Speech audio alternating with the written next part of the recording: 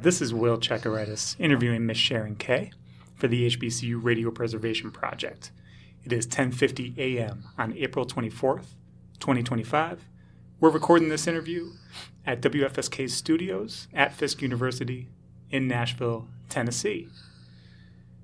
All right, Miss Sharon, if I could have you state your full name for the record and what your role is at WFSK. First name Sharon, last name Kay. There's no E on it.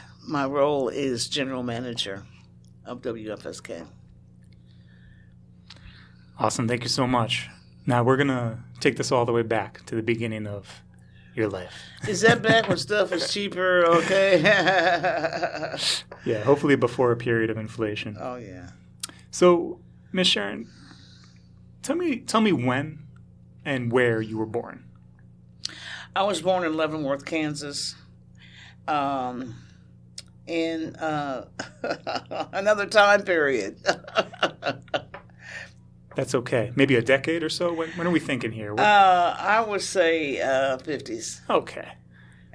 And don't be, telling that, Well, we appreciate it for the history here. It helps us to shape this interview. Sure. Can you tell me a little bit about the people who raised you when you were growing up? Oh, Lord. I had the world's greatest parents. Number one, my mother and father, the late Vernon and Al Williams, they they knew each other for 2 weeks, and they were married 47 years until my dad passed. Never apart. It's like unbelievable. So I grew up in one of those like beaver cleaver families. They were just the best. I mean, couldn't gotten any better. Now they had their, thou shalt not, and those. So I'm the youngest of four. So by the time it got to me, they had a whole bunch of rules by that time. So for me, I was an unusual child. And were they from Kansas? My parents? Yes. Yes. My mother was born and raised in Kansas City, Missouri. I take that back. And my dad is from Leavenworth. Leavenworth, describe what that place is like. If this is the movie of your life, what's that opening scene in Leavenworth? Oh, yeah. Well, we used to have a lot of fun, back in those days. You could do things and go places without having to worry about none of the stuff we worry about now. Everybody in the neighborhood knew each other, and, people went to church, we did a lot of community activities. Our parents had us all.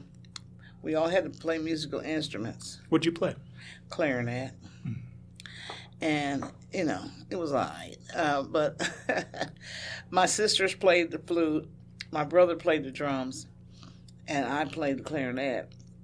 So I was so off the path from everybody else. And that's the way my whole life has been, by the way. My sisters are very similar in age and also mindset. Whereas, I'm 7 years younger, so I come from a whole different world. I'm closer to my brother's age. So my sisters, when they graduated from high school, they went to college and left. And I was happy because it was just me and my brother. And we had a real close relationship. And, my family was known for being athletic. They were known for, have a big family. A lot of them participated in a lot of community-based stuff, singing, or, some of them we went to the same church with them. But, there were annual things that we did. My dad's people always had an annual family reunion, and you see cousins and stuff that you never met. And then, it just, as people grow, because Leavenworth is one of those kind of places that it's just got a good, decent hometown feel to it. It's different now, and it was far enough away at the time from Kansas City that it felt like a small town.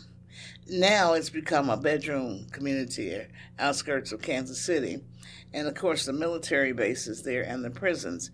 And my dad, he worked for the federal government and retired from the federal government. What did he do for the federal government? He ran a warehouse at the fort, which was where they would, when the families came in and out and were moving, they had to keep their furniture and their belongings there for them until it was time to either leave or come back.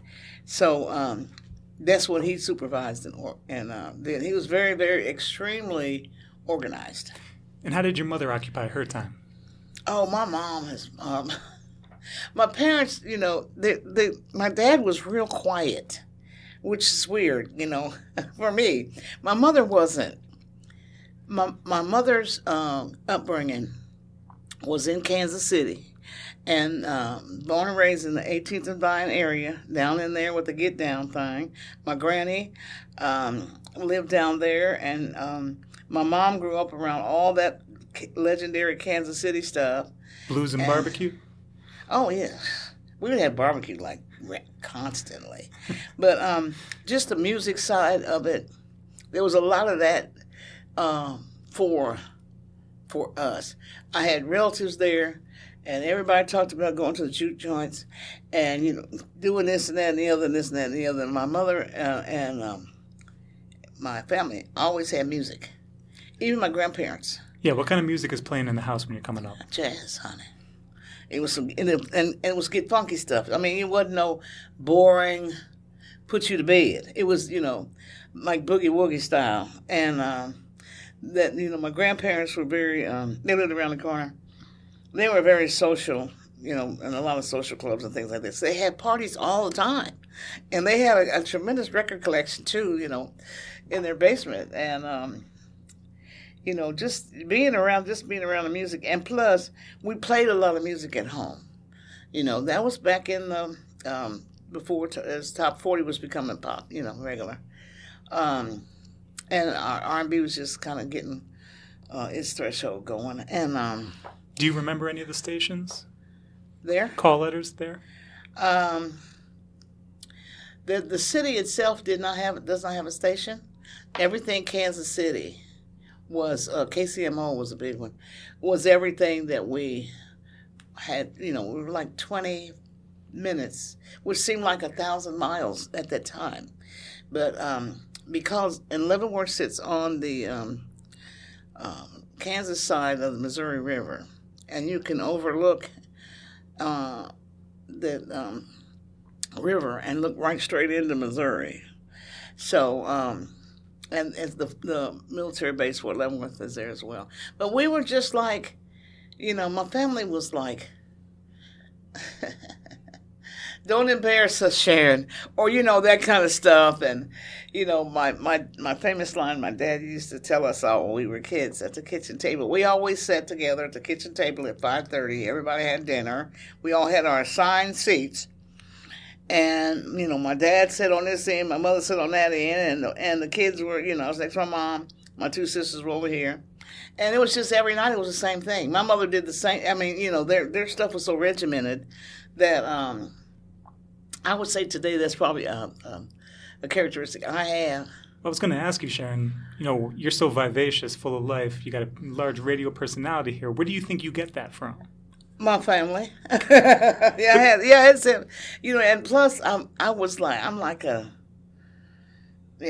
a combination of a lot of things. Yeah, does that make sense? Say more about that. Yeah.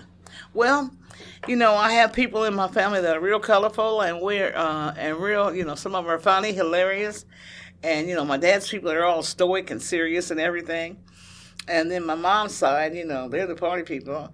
And, it was just going back and forth between the two. But I do know one thing that my dad's mantra was, he would tell us, I don't want no ignorant kids. So we had this we heard this almost every day. So that was like the goal of the part. Don't be embarrassing the family, and I don't want no ignorant kids. And he used to say to us all the time, you have to get an education because you're going to get a job and you're going to get out of here. And when you speak the King's English, my father and mother were sticker about that. Were your parents? We didn't twang or none of that. We didn't have to take the G's off of words. Were your parents a part of any social organizations beyond the church? Did they join any clubs or groups? My father was, and mother were both lifetime members of the NAACP. My father belonged to, it was acronym was NFFE, National Federation of Federal Employees. He was in that for years. He was a member of the VFW. Had the hat and the whole shebang. American Legion, he was a member of that. Is he a veteran? Yes. Tell me about what he said about that experience. Well, we lived by a military base. Mm-hmm. So we were, he worked there. We were there all the time. And there is a strange thing, though. My dad never drove. You ever met a man that didn't drive? The story was, when he was in the Army, he was driving a Jeep. And they got pulled over because they were going too fast and they had a little few drinks. So from that point on, he was, never behind the wheel again. Mm-hmm. Never. So my mother took us everywhere. He served in World War II? Yes. Did he deploy? He served in France. Okay. Yeah. And he used to tell us stories. My father was big on the, as he would say, the WW2 movies and things. So we grew up seeing tons and tons of those and watching Westerns and stuff like that because that was his deal.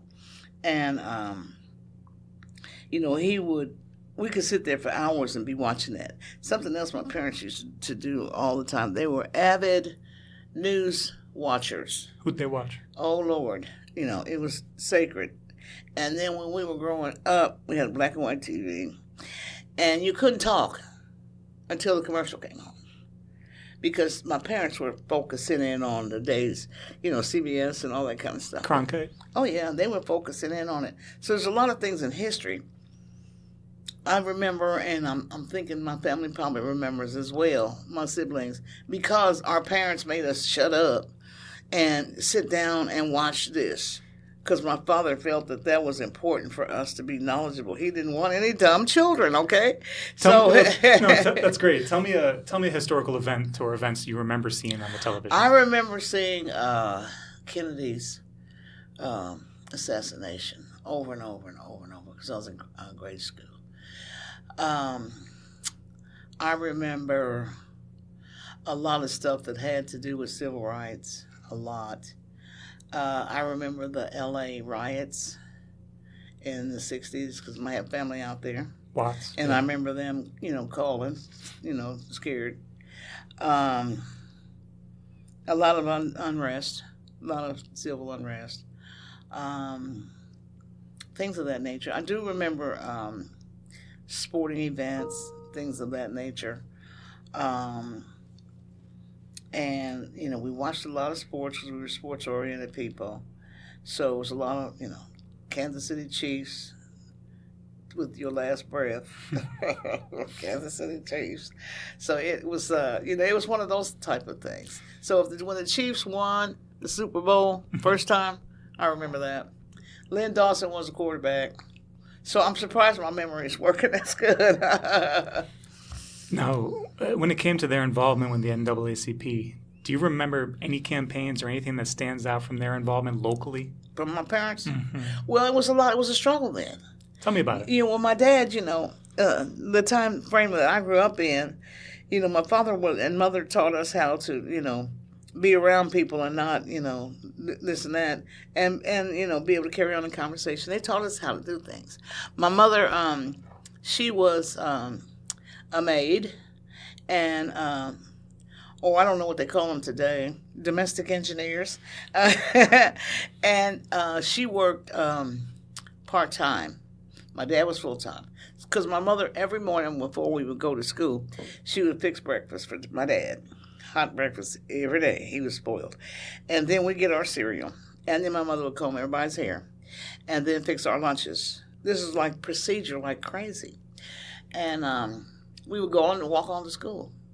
And so she would work during that time. And after we left, she would go work for rich white people. And some of them were the Taylors. They were president. He was president of Leavenworth National Bank. And mother worked for them probably 30 years. And she worked for a dentist, Dr. Phillips. And several of the people that she worked for had children my age or a little bit older. So that was for them. They were glad that, they could have their daughter play with me and all that kind of stuff. But for me, I benefited in unusual ways because I got their clothes.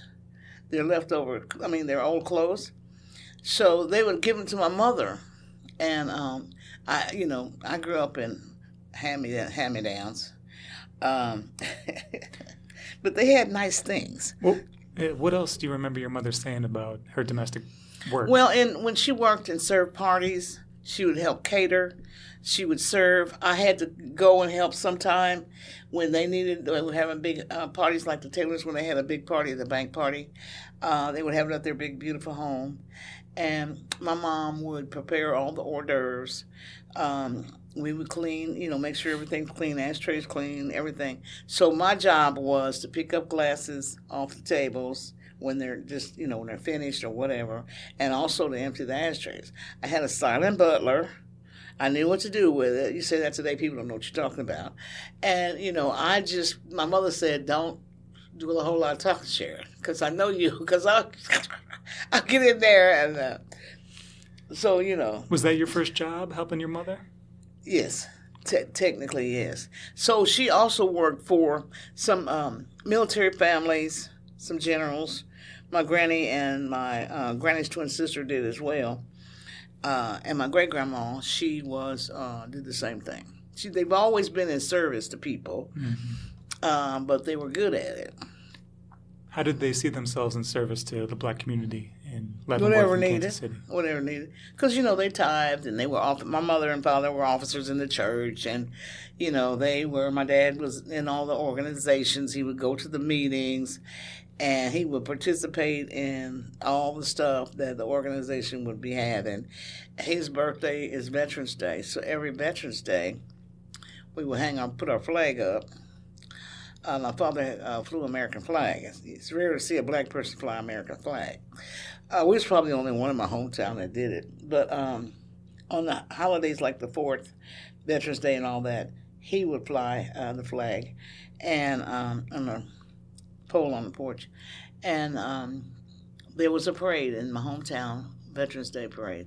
So my dad, that's his birthday. So we turned that into like, ooh, you're having a parade, it's a party, and all that. So every time his birthday came, we knew it was going to be a parade, and we knew we were going to, so, we just had a good day, and it was a day off, and, it was just different, and going to see all the veteran stuff and things of that nature. There was a lot of military. Maybe given that, what social issues do you think mattered to the community the most? That's having a right to breathe, having a right to sit down. Mm-hmm. There was still, even though this is a small town, but I think the population at that time was probably 6,000 or 7,000 people, and it was probably 80% white, 20% black, and the black people lived in the north. And I can remember when we couldn't swim in their pools, even though it was closest to my house. And how'd that feel? What'd you make of that? Huh? What did you make of that? How did that feel? That's how it was. Okay. So I understood the civil rights thing real good because I was watching it happen, So, and my older sisters, they helped integrate the school system when they were going through the elementary. Was busing a thing? No, not until high school. Because, see, we were in neighborhood schools. Mm-hmm. We would walk. We walked to everywhere we went anyway, mostly. But we didn't do buses until junior high school. Everybody else had a school in their neighborhood, and they just walked to it. Not like now. So you said, thinking about race spatially in Leavenworth, it's the north side of town that most black people the north side was the black side. Okay. And that's where the black swimming pool was. And, people used to call it the N-word pool. And, growing up, you just knew that. And there was a baseball field there. They would, every Sunday, all the guys in the community, the black guys in the community, that would be the hangout spot. They would play baseball, have some beers and stuff. And then the kids would be over in the pool. And there were swing sets and everything. So that was what was our Sunday recreation, was that, where our community was together. And then some of our other family members lived on the opposite side of the city. My family kind of lived close to downtown. And I guess they would have been in the middle between, their neighborhood was in the middle between. Everybody in the neighborhood knew me. Everybody knew my family, forward and backward. If I'd have done anything wrong, they would have told on me, and some of them did. It was just a real family atmosphere, 100%. And we all just were happy, and not that we didn't have issues, but we learned how to entertain ourselves. We learned how to do a lot of things. And then we had a lot of cousins. So, that meant that we really didn't have to depend. But I had a lot of white friends. So did my brothers and my sisters, because we went to school with them, or some of them lived in the neighborhood.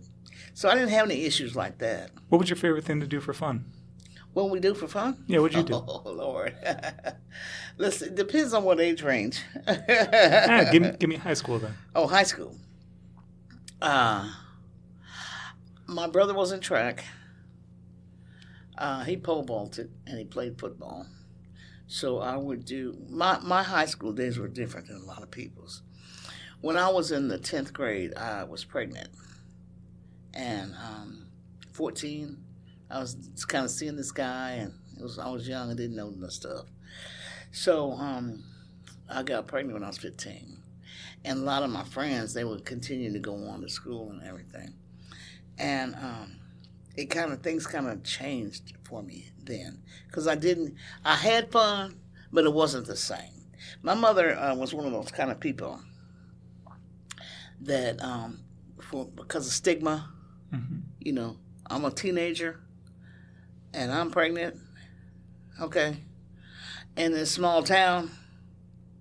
So she was one of those get the shotgun people that, you're going to marry my daughter, okay? We ain't having no kids out here, So I got married when I was 15. So you got married? Mm-hmm. I know it's nuts, right, for some. No. Kansas, it wasn't legal. My first husband, he was 18. He was going to graduate. He went to school with my brother. And in order for us to get married, we had to get in the car, me and him and his mother and my mother, to drive across the river to Missouri, because it was legal over there, but it wasn't legal in Kansas. So we got married in Platte City, Missouri, which is a small town outside of Kansas City. What wasn't legal? Marriage at that age. At that age. Yeah. You had to be like 18 or 21 or something. I was 15. Step me back for a minute. I just, what are you feeling? Is it scary in that moment? What goes through your mind when you find out you're pregnant? I couldn't believe it. I was like, I just was in, a lot of things I missed later on. At the time, I saw freedom, because my mother, she was instrumental in him joining the Navy, so he can have some benefits, and I can go to the hospital and do what needs to be done, and you're going to get a check, and he's going to get a check. And so, she had it all up here. And it subsequently kind of worked, to a certain degree, because he got stationed in Virginia. And so I moved. And how old were you when you moved to Virginia? 16, 17 years old. Yeah. I stayed in New Jersey for a while with his dad, my ex's dad, and my mother didn't like it. She said, you come back home, and I want you living with your husband's daddy. And because he would come home on the weekends from Norfolk. That's where he was stationed. Yeah, he was stationed in Norfolk. It's on a Navy Enterprise. And your child? Yeah. My daughter? Yeah, what's her name? Tina. Okay. Both of my girls, they were born at Fort Leavenworth in Munson Army Hospital. So that was one advantage. Everything I needed military, I could go, because of the fort being right there. I could go to commissary, buy things. I could, go to the movies. I could do all the things that the military could do, because I was married to a military person. So there was a little bit of advantage of that. He was gone a lot. They were gone a lot. 6 months at a time. Where was he deploying to? Was Med Cruise. It was like in the Mediterranean area. What was his name? He was Jose. He was on the USS Independence. Okay. It's a number CVA 62 that was on the side of the ship. And he stayed after he got out of the military there. So did you live long in Virginia, in the Norfolk area? I lived there about close to 10 years. Okay. Yeah. And then I just, he and I were like on separate islands mentally. And where was your mind going at that time? I didn't like the fact that I knew he was lying about a lot of stuff, And I don't even mean that in a real personal way. I mean, like, what are you dreaming about? What's your aspiration at that time? Well, I wanted somebody who loved me. Okay. Okay? And I didn't want you loving me and then going over and being with somebody else. So, that's not, And then he put a lot of things in front of me and the kids. Okay. And there's a lot of stuff he did that was, today he's exact opposite of that. But he was young, and at the time he was, 19, 20, doing crazy stuff. We had a lot of fun, did a lot of things, met a lot of people, lived in military housing. Hmm. But he would just put other things in front of us. And then when towards the end, when I did leave him, he came back to Kansas, where his old girlfriend was. And he left me and the kids in Virginia. So he went back home and didn't tell us where he was going. And I didn't know where he was. I mean, we're talking about he was gone almost 30 days. And I didn't know where he was. And so I started calling people at home. That's how I found out.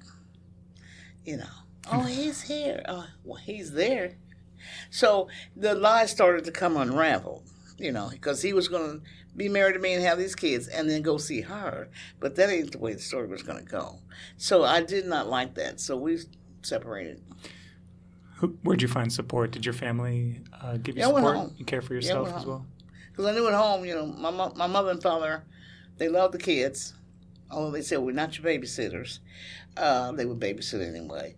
I knew that I was going to get what I needed in terms of support. Family's there, everybody's there, everything I grew up with knew. So I just went right back into my usual routine. My cousins that I used to hang out with, they're still there, and they got kids now. And, because when I got pregnant during that time period, I went to Leavenworth High School.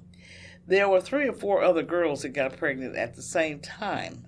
So it was like not a shock. And one of them was the Pentecostal preacher's daughter.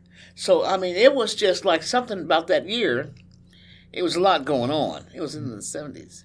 So knowing that that's the case, I, to this day, he's nothing like that now. He's the exact opposite of that now. So, I forget, we grew up together, same city. His family and my family lived about less than a mile apart. So I've been knowing him forever, and his brothers and sisters and the rest of them. I went to school with some of them. So it's not like he was some strange dude. He used to hang out with my brother. Yeah.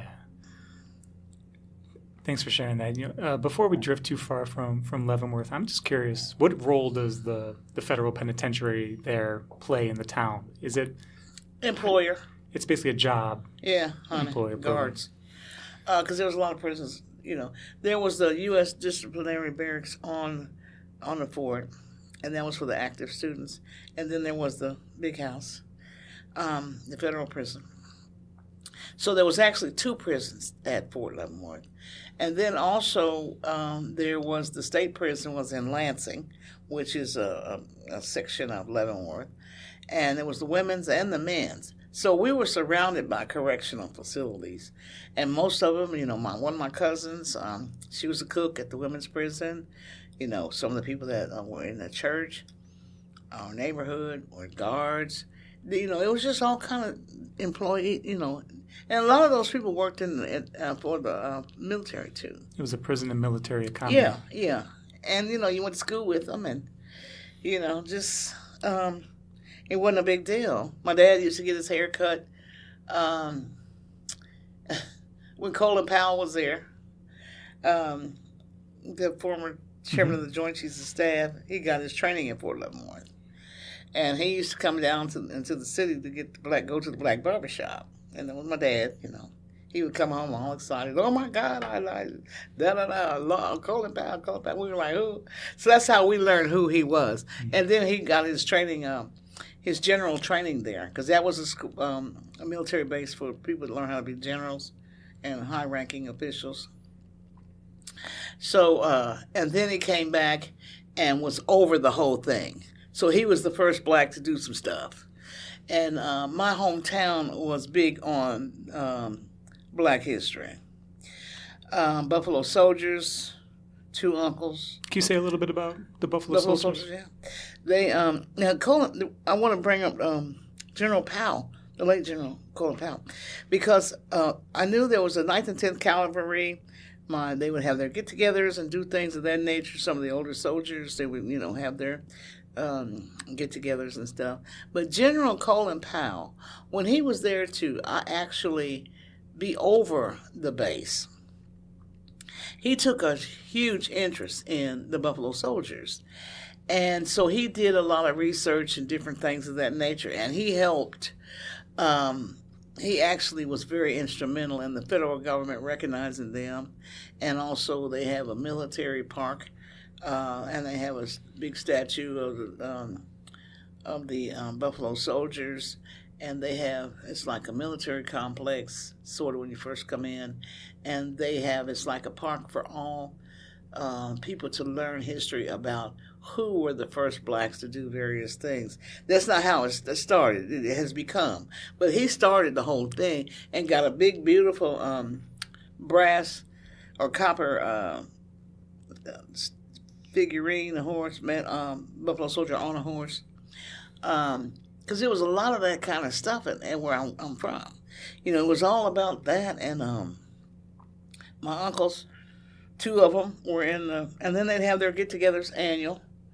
So they would come to town and, just like a class reunion, tell stories about they'd have barbecues and all that kind of stuff. Black military service. Yeah, Army.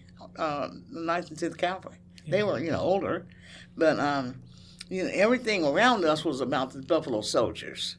We knew so much about history in Kansas, it wasn't funny. Things that people in Tennessee probably wouldn't have never known anything about. Because my family loved museums and history and things of that nature.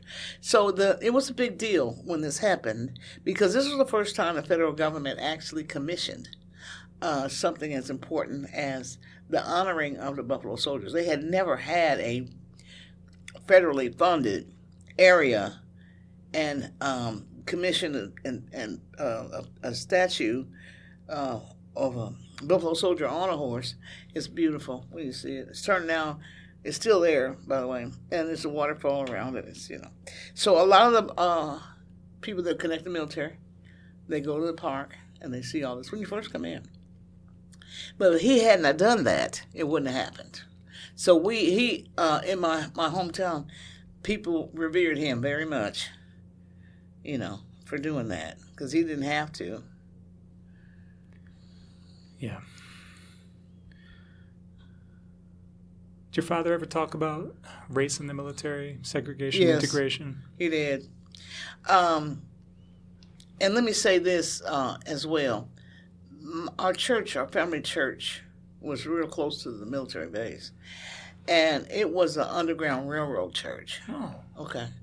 So we had history around us every second of the day.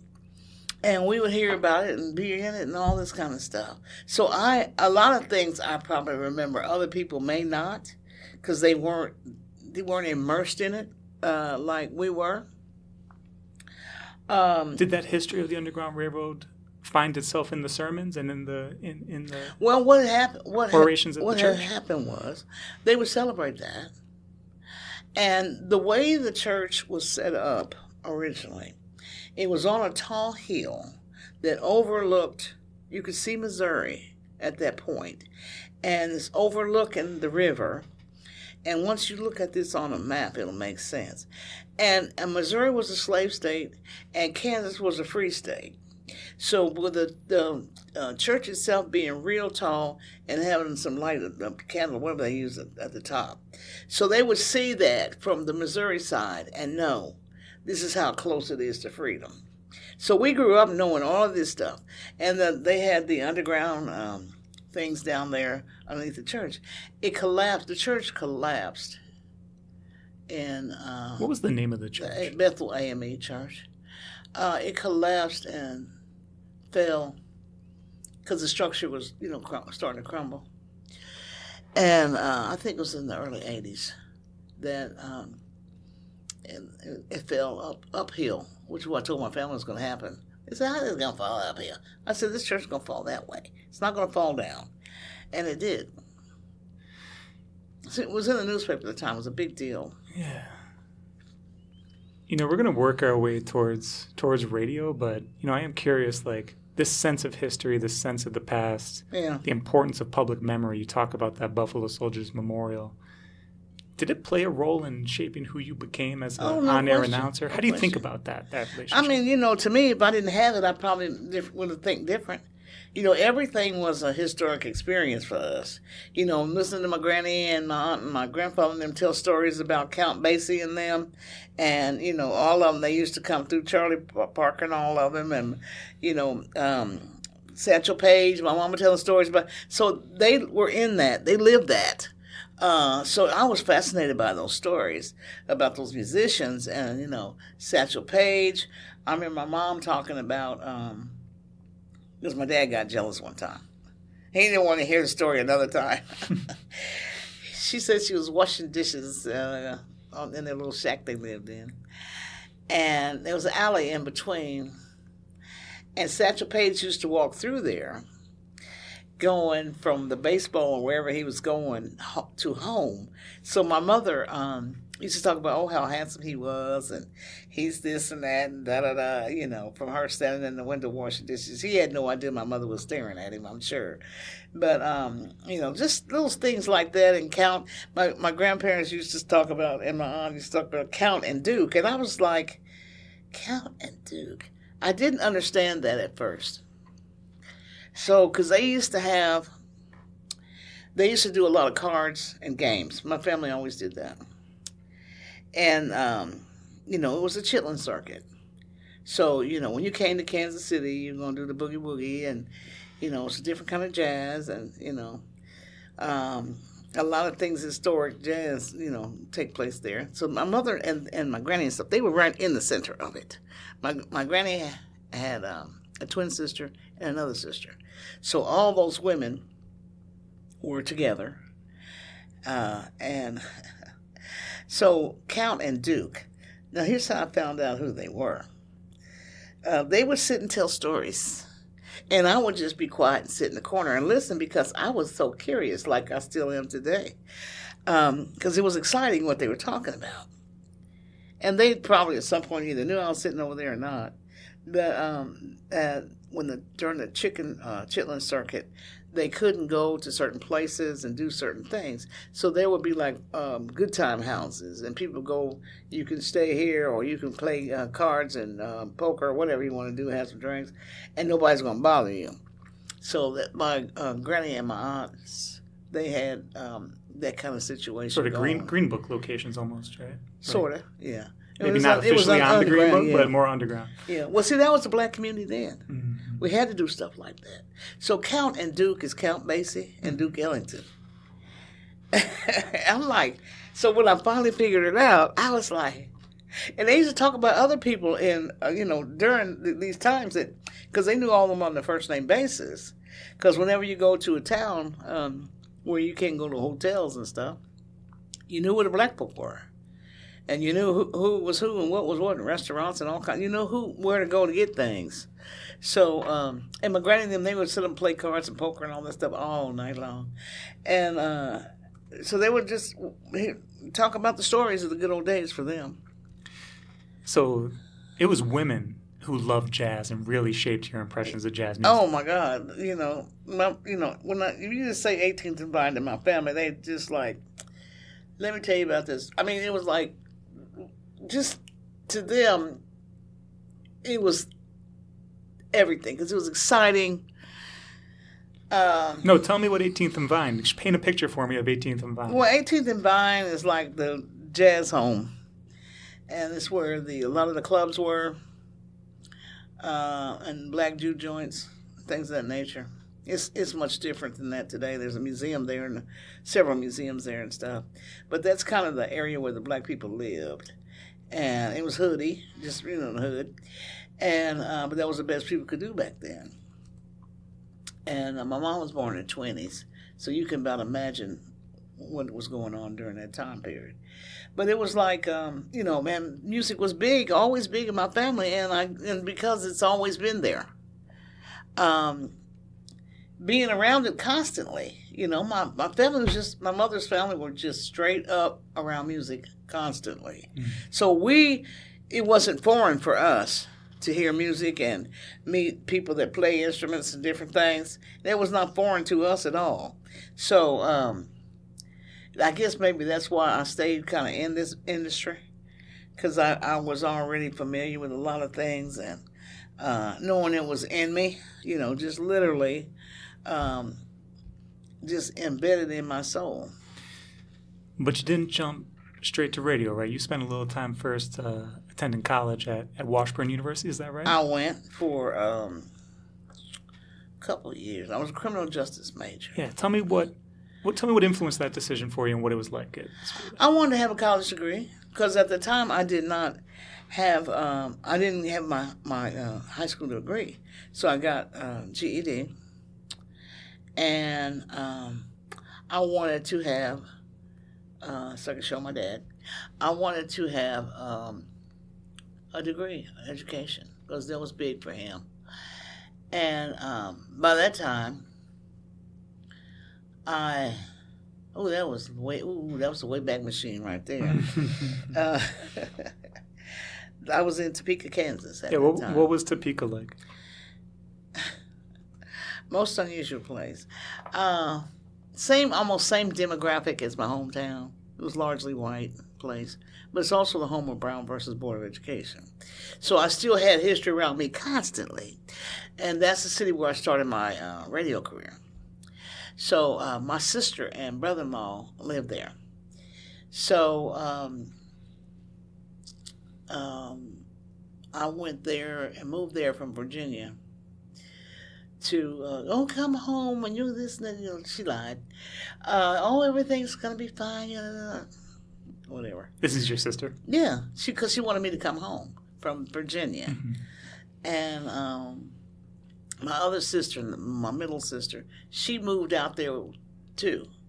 So, what are your sisters' names? Blanche is the oldest, and Debbie is the middle. And your brother? His name is Niall Jr. Okay. We call him Gino. But I mean, it was just, I was ready to go home because I was, I didn't know a lot of people. I knew people, had friends, but, I still miss my own people. Does that make sense? Mm-hmm. Yeah. So Topeka, you mentioned, so you're attending Washburn, you get an interest in criminal justice. And why criminal justice? I will tell you why. Because I worked at the university, okay? I was their criminal justice film librarian. Really? So, yes, I have had the strangest jobs, okay? I was the one that cleaned the reel-to-reels for the classrooms, for the professors, when they were going to come and show a criminal justice film to the class. You have an audio preservation background in your... Sort of, I do. Because, right? That was in that was 70s, clearly. So they had a big machine, and it was a good job. Working at Washburn was a big deal. And so I did that, and I remember the professor that was over that department, and he would always talk about the wave of the future, and I wanted to be in criminal justice because the inspiration of being around that element and those type of people, that is what influenced me too. And then what made me ultimately change my mind and go into it was the at that particular time period in that decade, the jobs of the future were going to be in criminal justice and working in the system. Tchakirides. Those are good jobs. Policing. Good, yeah. That was what the future held, and that's basically what happened in the United States. But if you're not trained in it, you have no knowledge of it, you can't get the benefits. So I'm getting in the field. Like now they said getting technology and they take it now. That's what they said back then, okay? So I was like, oh, that'd be cool. If I get that degree, then I can have, some things. I can do this and that. So...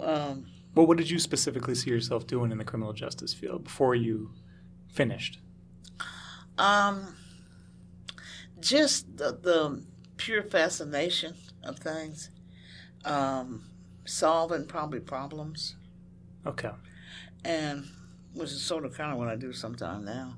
But I'm fascinated by stuff like that. I took an FBI course here in Nashville. Okay, so investigation, Yeah, kind of like that. trying to solve problems. I want to know stuff. Okay. So I went there for 2 years, and I quit because it was kind of rough on me personally because I had 2 kids. Yeah. And, the getting back and forth and, I lived not far, but, I didn't have a car. How did you do it? Yeah. Walked. And then, and is your kid staying with your sister and family? Oh, I had a babysitter. Okay. Yeah. They were with me the whole time. Yeah. My daughters, in particular, my son, not as much because he's younger than them, they grew up in the business with me. Okay, does that make sense? Well, tell me what you mean. I won't be revealing my age, but I will say my oldest daughter, my girls, are about a year and some months apart, 1.5 years. And everything I did, everything musically or otherwise, my kids, I involved them in everything I did because that's just who I was. That was my identity. And meanwhile, back at the ranch, I met this guy who was just my second husband. And he was in the military. He got out at Fort Riley, Kansas. And from Fort Riley to from Topeka, Fort Riley is not a distance far. It's up there where the Kansas State University is, Manhattan and all that area. And they would come to Topeka to party and different things of that nature and meet the girls. I heard there's pretty women down here and all this kind of stuff. So he and I got married. Mistake number 2. And it was okay at first. But here's how this story went. At that particular time frame in my life was when I decided that I wanted to be a DJ. Okay? I was young thinking like that. So that's how I really met my son's father, my ex. Was there a particular voice on the radio that inspired you to do that? I just knew I could do it. I knew how to, people liked my voice when I was a kid, It was projecting, confidence and all that.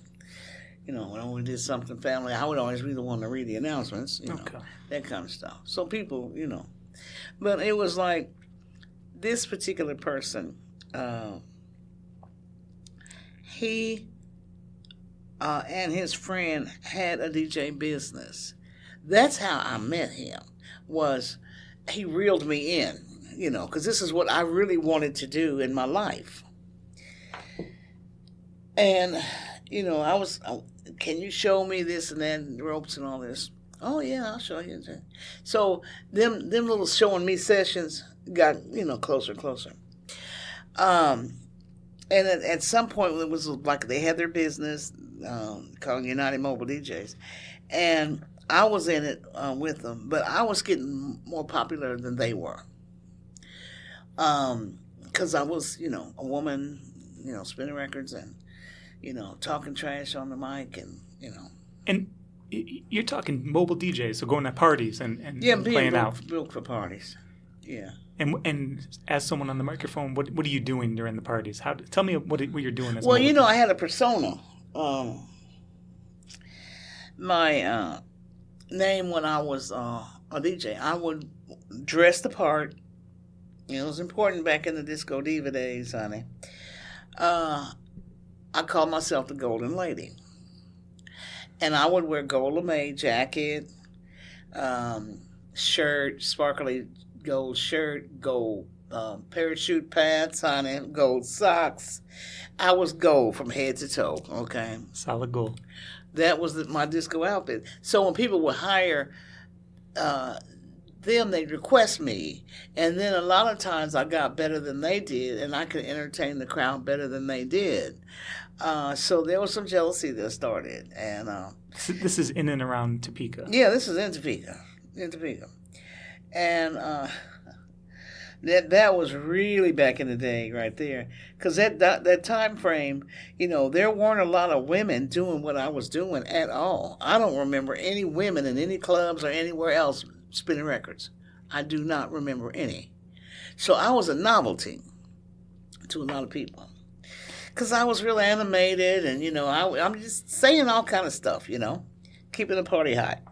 And then I had the outfit, too, What music are you spinning during this time? Jackson 5, Bee Gees, Elton John, everything, all that kind of stuff that came out then, Marvin Gaye. Everything that came out then was, because people would, once I got to a point, and I saw it was upsetting them because I was getting all the attention. Then I started my own thing. Then I had my own DJ service and business. What'd you call that? Just Golden Ladies. Okay. I'm the Golden Ladies. You hired a Golden Lady. So I did a lot of fraternities, parties. I did wedding receptions. I did country western stuff because I had a country western music collection. And all kind of parties. The Divine Nine, the Black Omegas and the Qs and Deltas and all that. They would have an annual convention. I would do that. And then the other ones when they'd have events and things. People would hire me. I was making $100 an hour back then, okay? That was good money back then. So they would hire me for 2 or 3 hours. And I was completely entertaining to them. I'm just saying all kinds of stuff. During that era of inflation, right? To take it back to our first time. Man, that was the days. We partied and danced like it was 1999 out there. It was just so much energy. And disco was just, everybody learned how to do all these different dances and, different outfits. And it was just the whole period, to me, was so cool. It's not funny. What's the time frame that this period is happening in your life? How long did you go?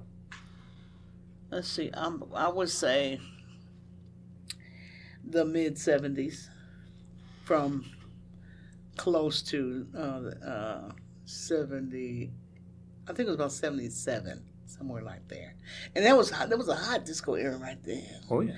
I mean, Disco Infernos, different songs like that. I had a hell of a collection because I was buying the music myself, and the way I played music and put them together was sounded different because I'm a woman, and I don't, women don't play like men play music. Yeah. So I got really, really popular, and it really, really upset him.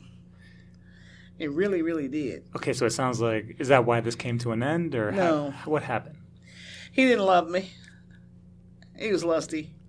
Yeah. But what about the music company that you founded? Oh, I kept my stuff going. Okay, so take me through the evolution of that.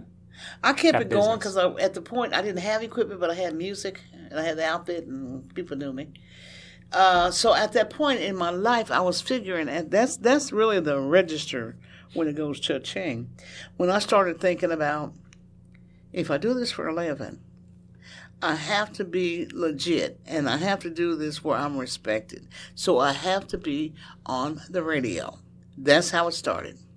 That's exactly from that point right there. Okay, now tell us about your first job in radio, your first time on the radio. What do you remember? Oh, Lord. Oh, my God. In Topeka, there were no black personalities, period. Okay? None. Radio, TV, nothing. So not just segregated airwaves, there was no black presence on the radio. No. So, I was really wanting to do this so I can be legit. I mean, I'm more than just a club DJ or party DJ. I'm real. And you're not real till you're on the radio, okay? Because that's how respected DJs were back then in the late 70s. And so I started getting interested in a lot of things involving media. I was, trying to get on a TV station, trying to do all these kind of things. And I had no experience, professional. Hadn't been in the business before. And in, I think it was 1978 or 9. No, it was 79. There was a position open at WREN radio, AM 1250. And it was like the town station, that everybody would tune into for weather or, stock market, whatever. And I wanted to be on that one because I knew black and white people would be listening. It would be a big deal. There was an opening for overnight, not to talk, to change the reel-to-reels on the machines and put in the religious programs, Jerry Falwell's Old Time Gospel Hour. He paid for that time every night at 12 o'clock, from 12 mid to midnight. So I worked from midnight to about 6. And during that time frame, everything was taped.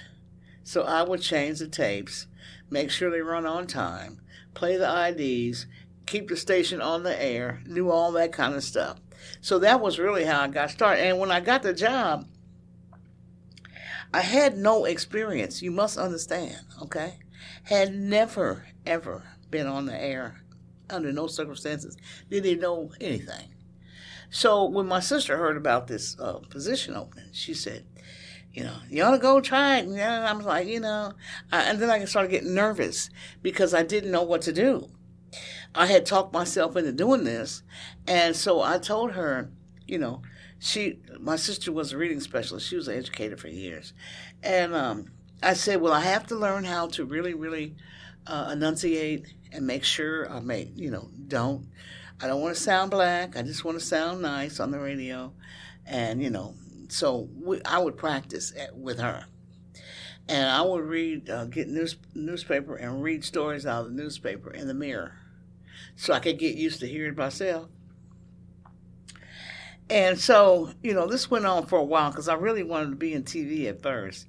And then I just said, well, I've been practicing this enough. So when my time came to interview, there were 20 other people in front of me. I was number 21. To be hired before you? To be interviewed. This was a big deal because you're going to get your foot in the door so you can have a chance to move up. Okay. Yeah. And it was paying like $5, $6 an hour. And when my time came, it was almost a joke I'm sure to them. They liked my voice, okay? And they could kind of see my personality.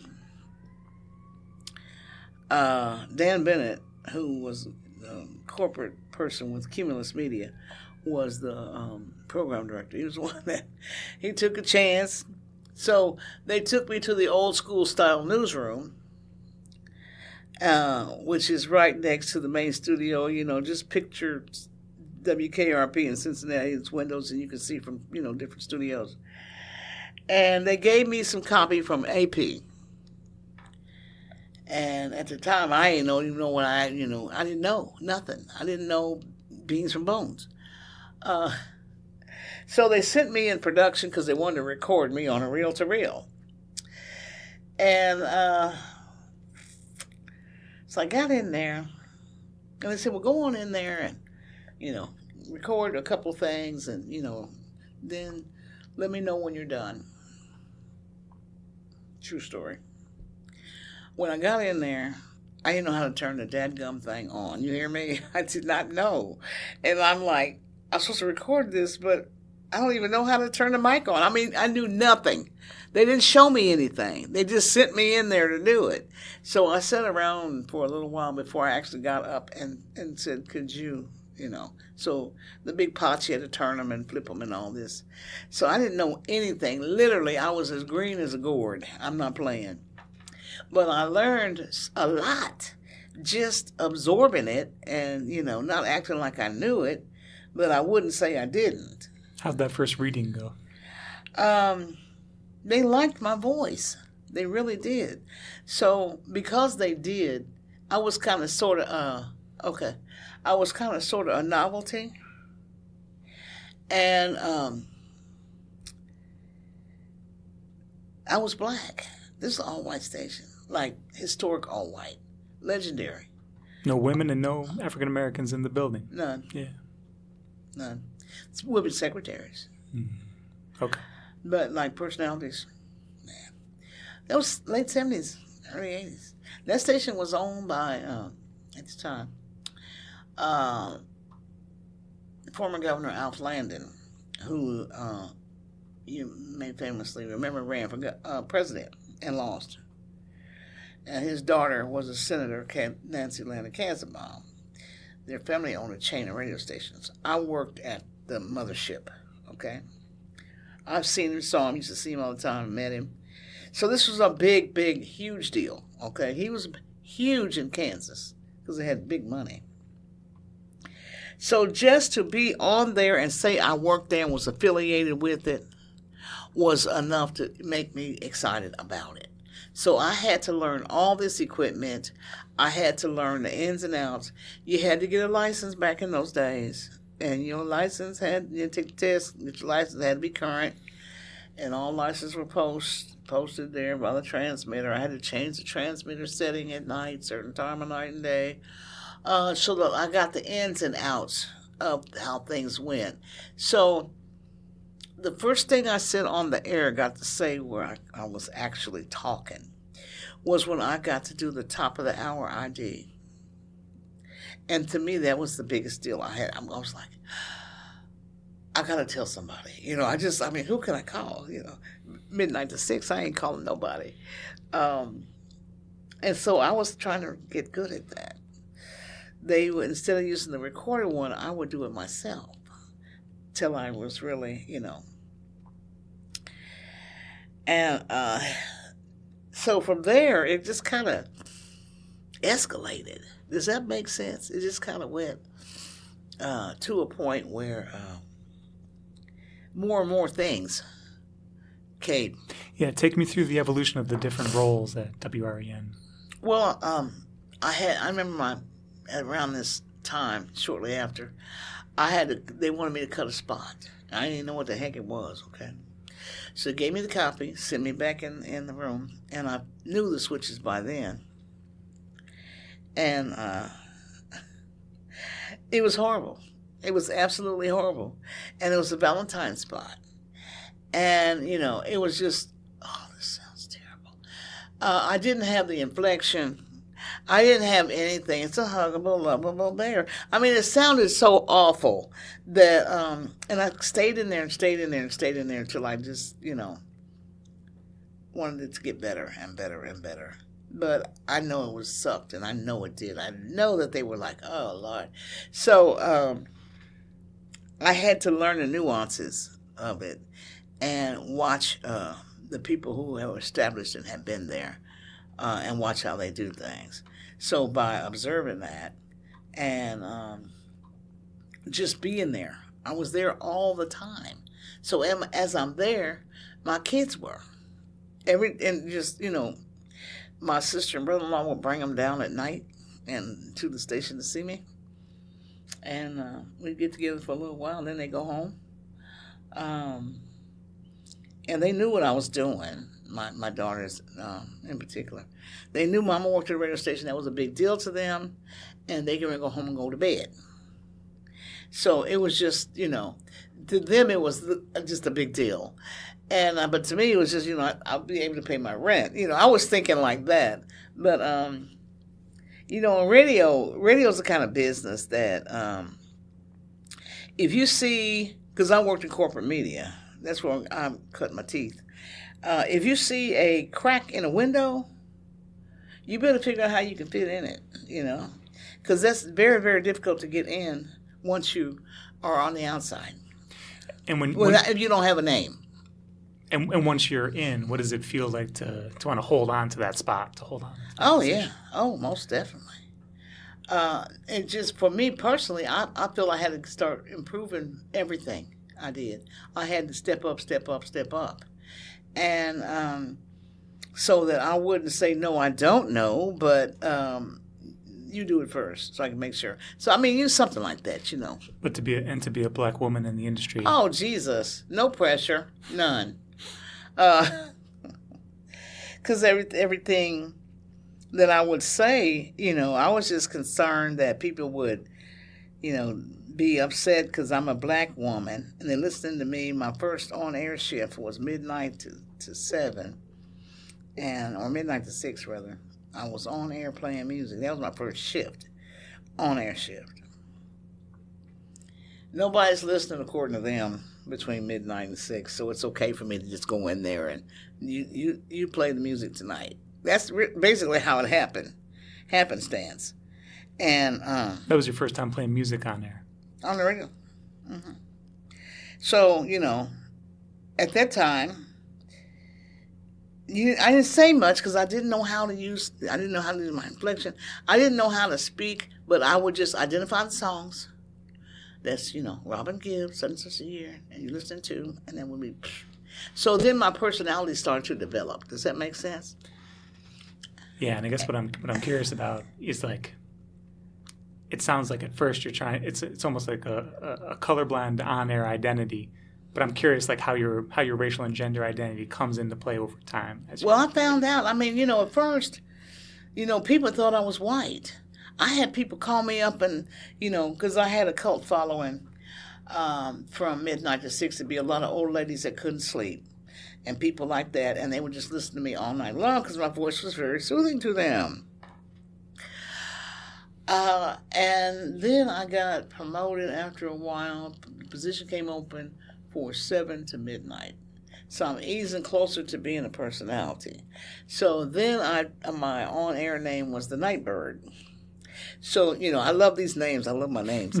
But because the station was WREN radio. WREN as in the bird. Right. Yeah. So that's why I was the Nightbird. And the ladies would just love, the old people, the husbands, the ladies, and the people in the community, they would just love it. Because, I would, and then when I started working the 7 to midnight shift, then at that point, I was being taken very seriously because of the fact that I had picked up some things. I was able to, walk and chew gum. Does that make sense? Mm-hmm. Because we used to have to cue it up and, hit it and, wasn't all this stuff like now at all. There wasn't anything. No automation, no nothing. Everything you had to do manually. So I'm doing all this and answering phones and talking to the old ladies all night long. Well, we just lonely and we just love you so much, Nightbird. We just love you. So one day, one lady called me because they hadn't seen me. None of these people saw me, so their imaginations were. And I still have some of the letters now that people wrote me when I was on the air back then. And the lady said, I really want to know what you look like. And I said, well, what do you think? She said, I think you're tall. And I think you're Swedish. Okay? Now, I'm neither none. I'm none of the above, okay? There's no black Swedes, and I'm not black. And, to me, every opportunity that came, I wanted to figure out how I could use that, to help me. And one of the biggest, most important things that happened for me, I had a talk show in the 80s, early 80s, called Talk of the Town, because I convinced the station that the black community wanted to have some information out here for them, and etc. I worried them to death, like I can do. And they finally let me have an hour on Sunday afternoon. And I named it Talk of the Town, because basically that's what it was. I took the name from Stevie Wonder's song. This is when you came over to Nashville? No. Still. Yeah, this was in the 80s when I did my first show there. And I did community news and affairs for people and their events. And I'd interview black people that were just somebody in the community. And they loved being a guest on there because they know everybody's listening. Like a dentist or, a man that owns a restaurant. I would bring them in and do little interviews with them. I also sold advertising.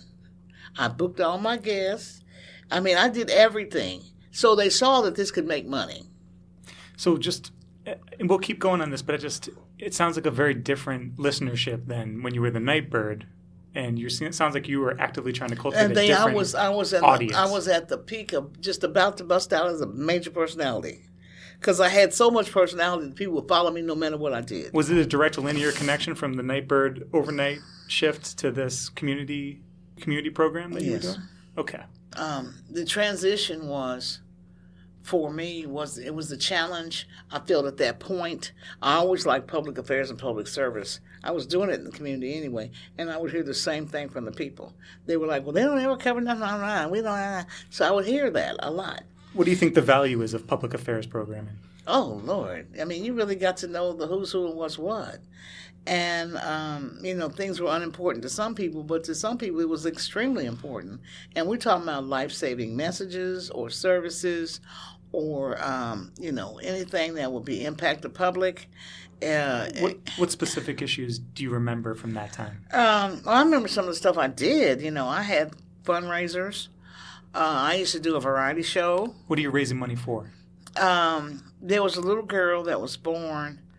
I saw an article in the newspaper. She was born without bowels, B-O-W-E-L-S. And I thought that was the worst thing in the world, okay? And it showed a picture of her and her mother holding her, this cute little thing, and her grandmother sitting behind her. So they did a whole story in the Topeka newspaper, Capital Journal. So there are certain points in my life that have said, do this now. And everybody's voice in their head is different. So I kept reading it, and I said, I think I can help them through the station. So, my little wheels started turning. So I had a couple of fundraisers. I got the story out.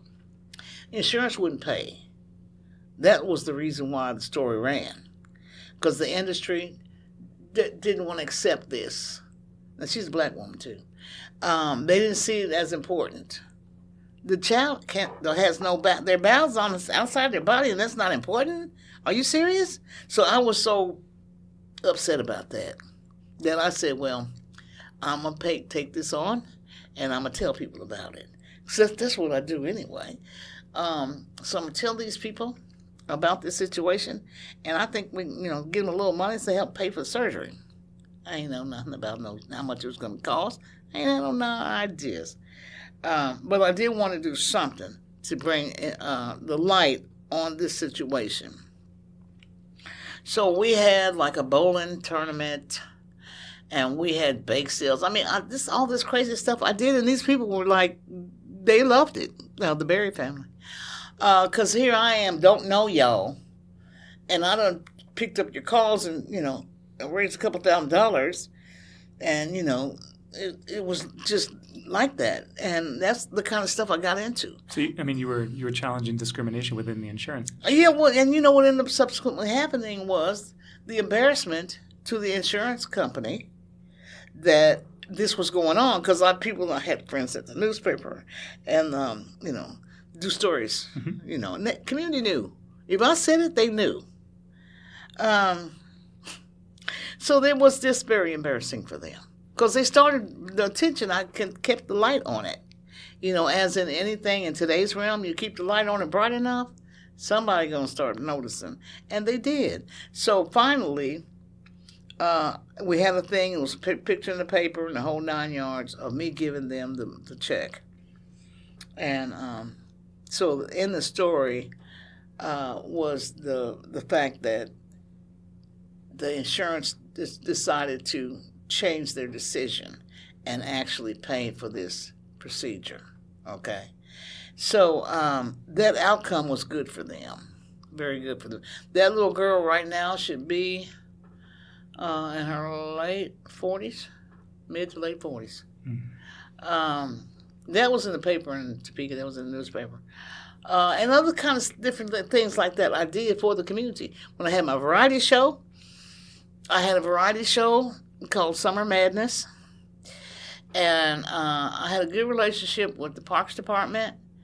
And I used to be the kind of person in the community, if something wasn't right and the black community wasn't happy, I would be the one to bring it to their attention. So I did that with the Parks Department. Well, what was the theme of the variety show? It was just opportunity for different people that did different things in the community to come out to the amphitheater. And you could hear different people's performers, and it was just local people in the community. And it turned into, I'd have people out there selling stuff, food and all kind of stuff, popcorn or whatever. And it was just a big community day. Everybody bring their lawn chairs, and I had to get the line up.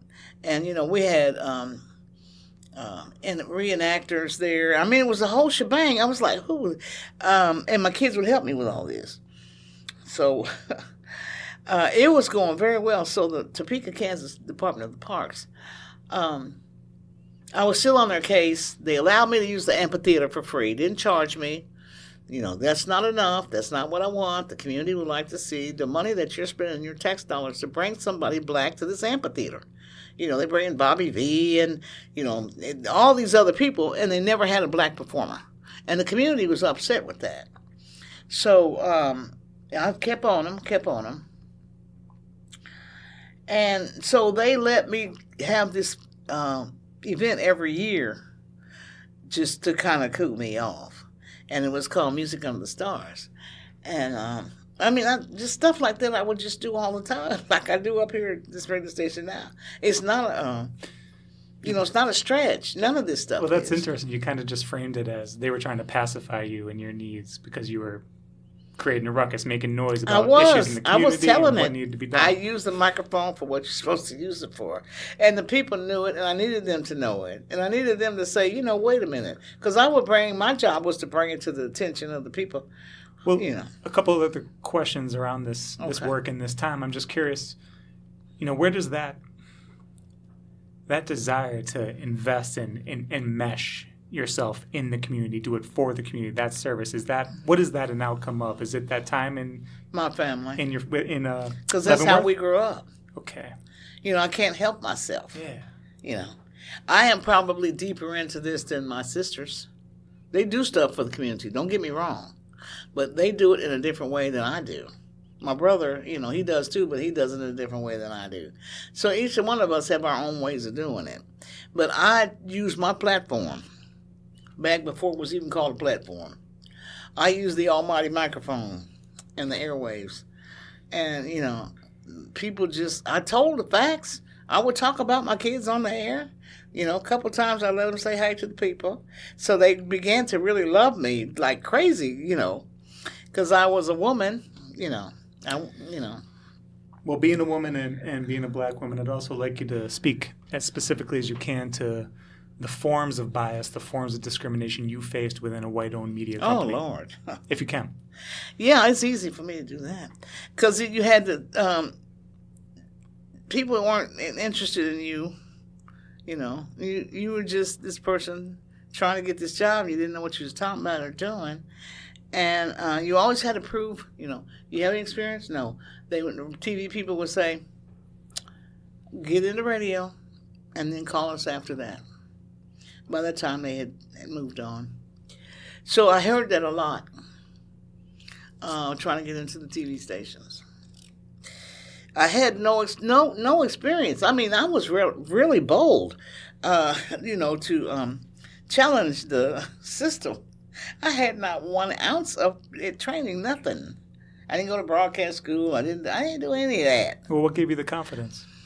I've been like that my whole life, even when I was a kid. I would command the neighborhood. I mean, I've been doing that forever. Just so experience layered on experience. Yes. Well, I would tell the little kids that here's what we're going to do. So that was what I always did. I would have the Jerry Lewis Labor Day telethon, raise a little fundraiser. I was doing all that, and I was like 6, 7 years old.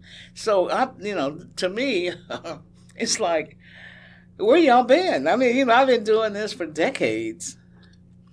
Okay, so any systemic discrimination you had to challenge or actively challenge when you were working for these cumulus companies? WREN radio, in commercial radio. Yeah. Well, once I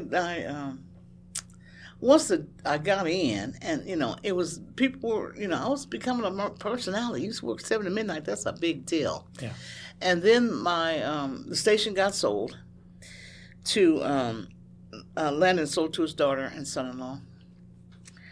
And everybody was worried about losing their jobs and stuff. I know I was.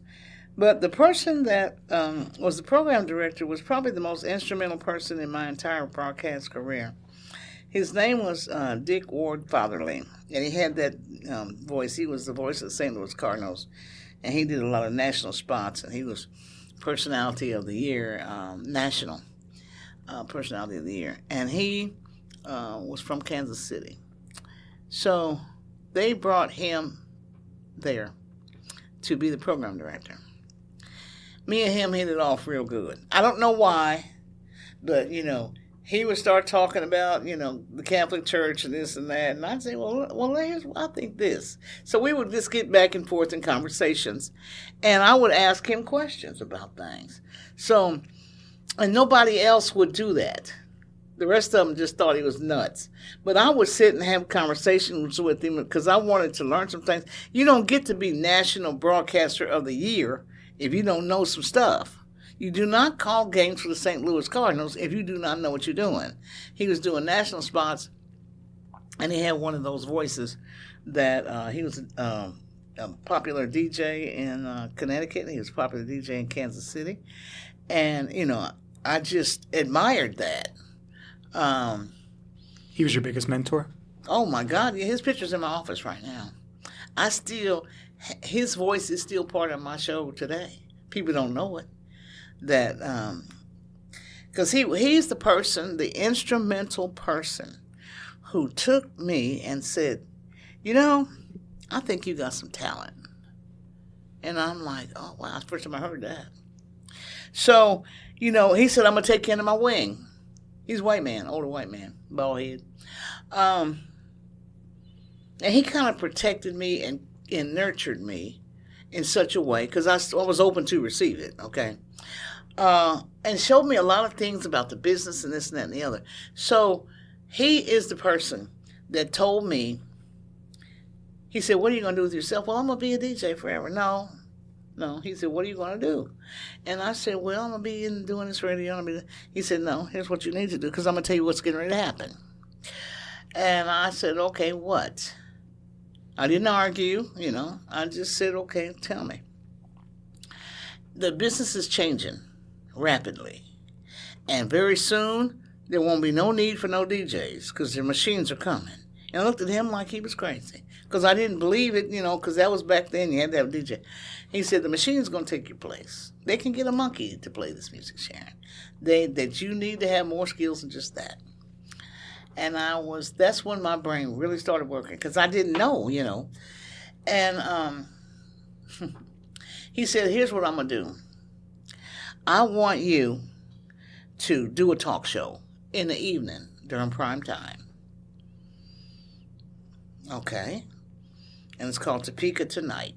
And I want you to interview the mayor and people of that level. I wasn't no longer doing the little Joe Hack-seaters in the community. They wanted me to do the big people at the Capitol. I'm like, okay. He helped me build it, showed me how to, do the various things, the nuances of it, and it got very, very popular. And then he promoted me to middays, 10 to 2. That was a huge, huge deal. First and only black in Topeka, Kansas, that's ever been.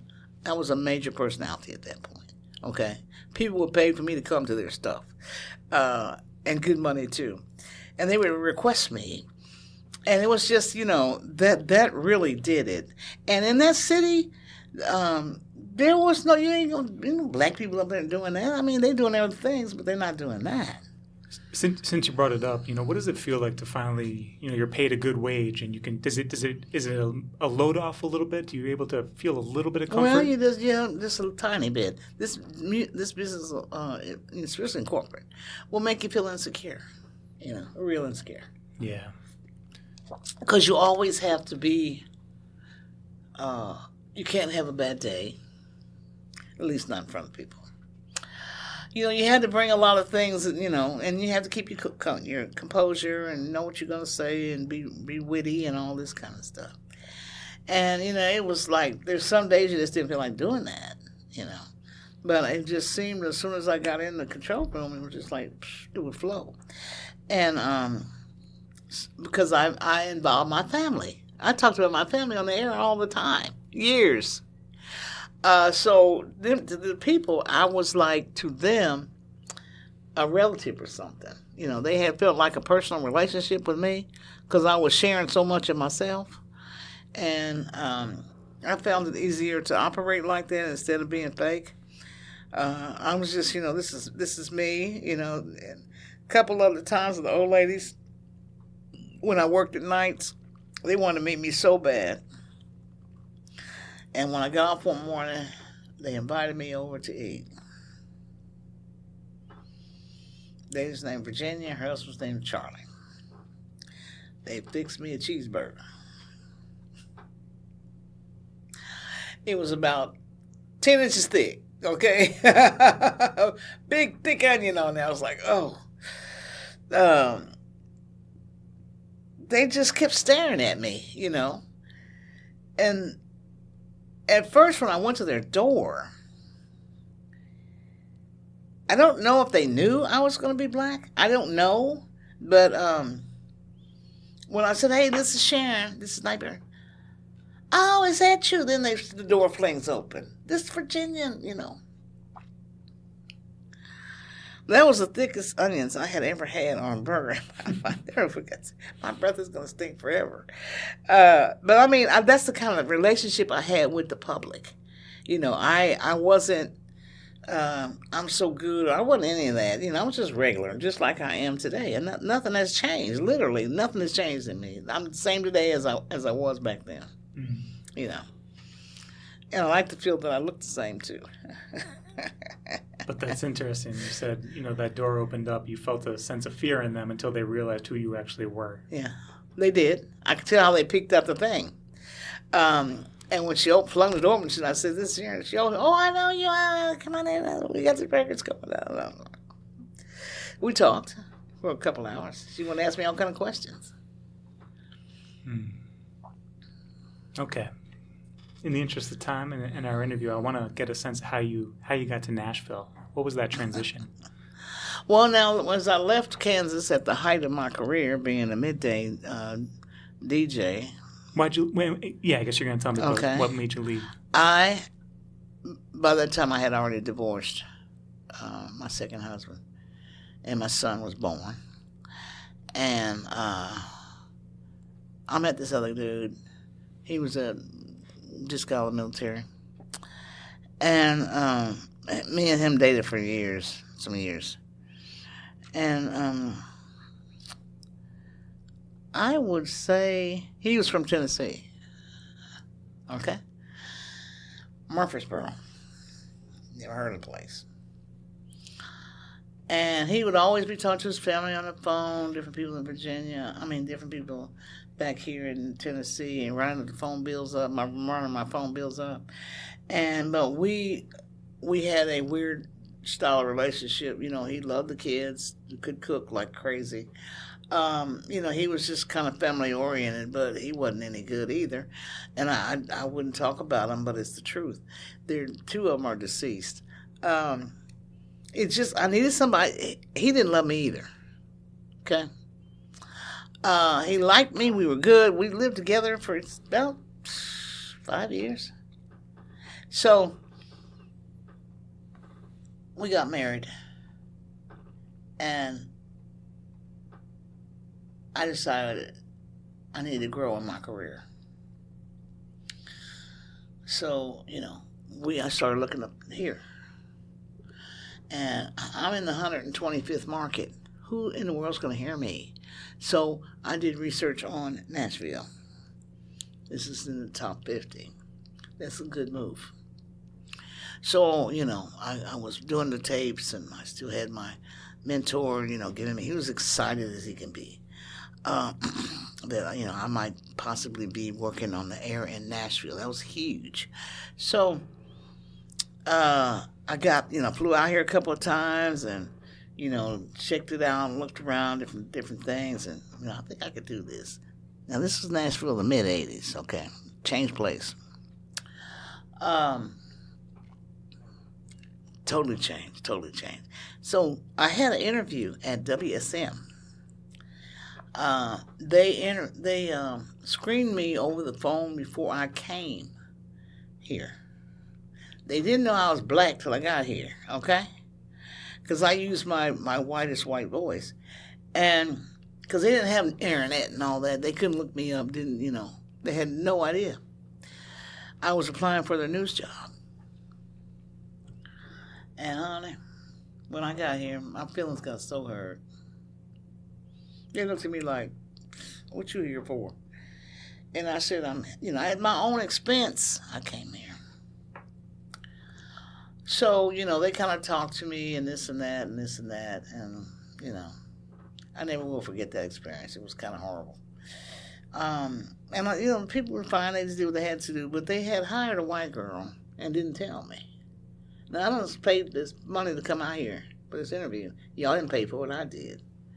And, so it is what it is. I got here like that. So by this time, we got married. I got married on the air. Crazy. I tell you, my life is nuts, okay? It's nuts. It's nuts. Whole nother story. And I just said, okay, I'm going to this place, Tennessee. I'm going to Nashville because it looked like it was booming and getting ready to boom. Well, yeah, just quick pause. What was Nashville? What did it look like in the 80s? It was bigger than where I was. There was a lot of a buzz about Nashville being changing, and the downtown area was changing, and it was getting a bigger name than what it already had, and the whole city, whole atmosphere. A lot of more people were coming here, but not like they are now. And radio was king in this city, honey. Whew, radio was king. What stations were king? I worked at WLAC, which is a white pop station. Because I've been playing pop music ever since day one. But I did the news. So they hired me to work part-time at night, changing the stuff in the station, pushing buttons. So I didn't get to talk. I was used to that because I'd already done it. I didn't say anything for a while until the window crack came open about that big, and I heard about a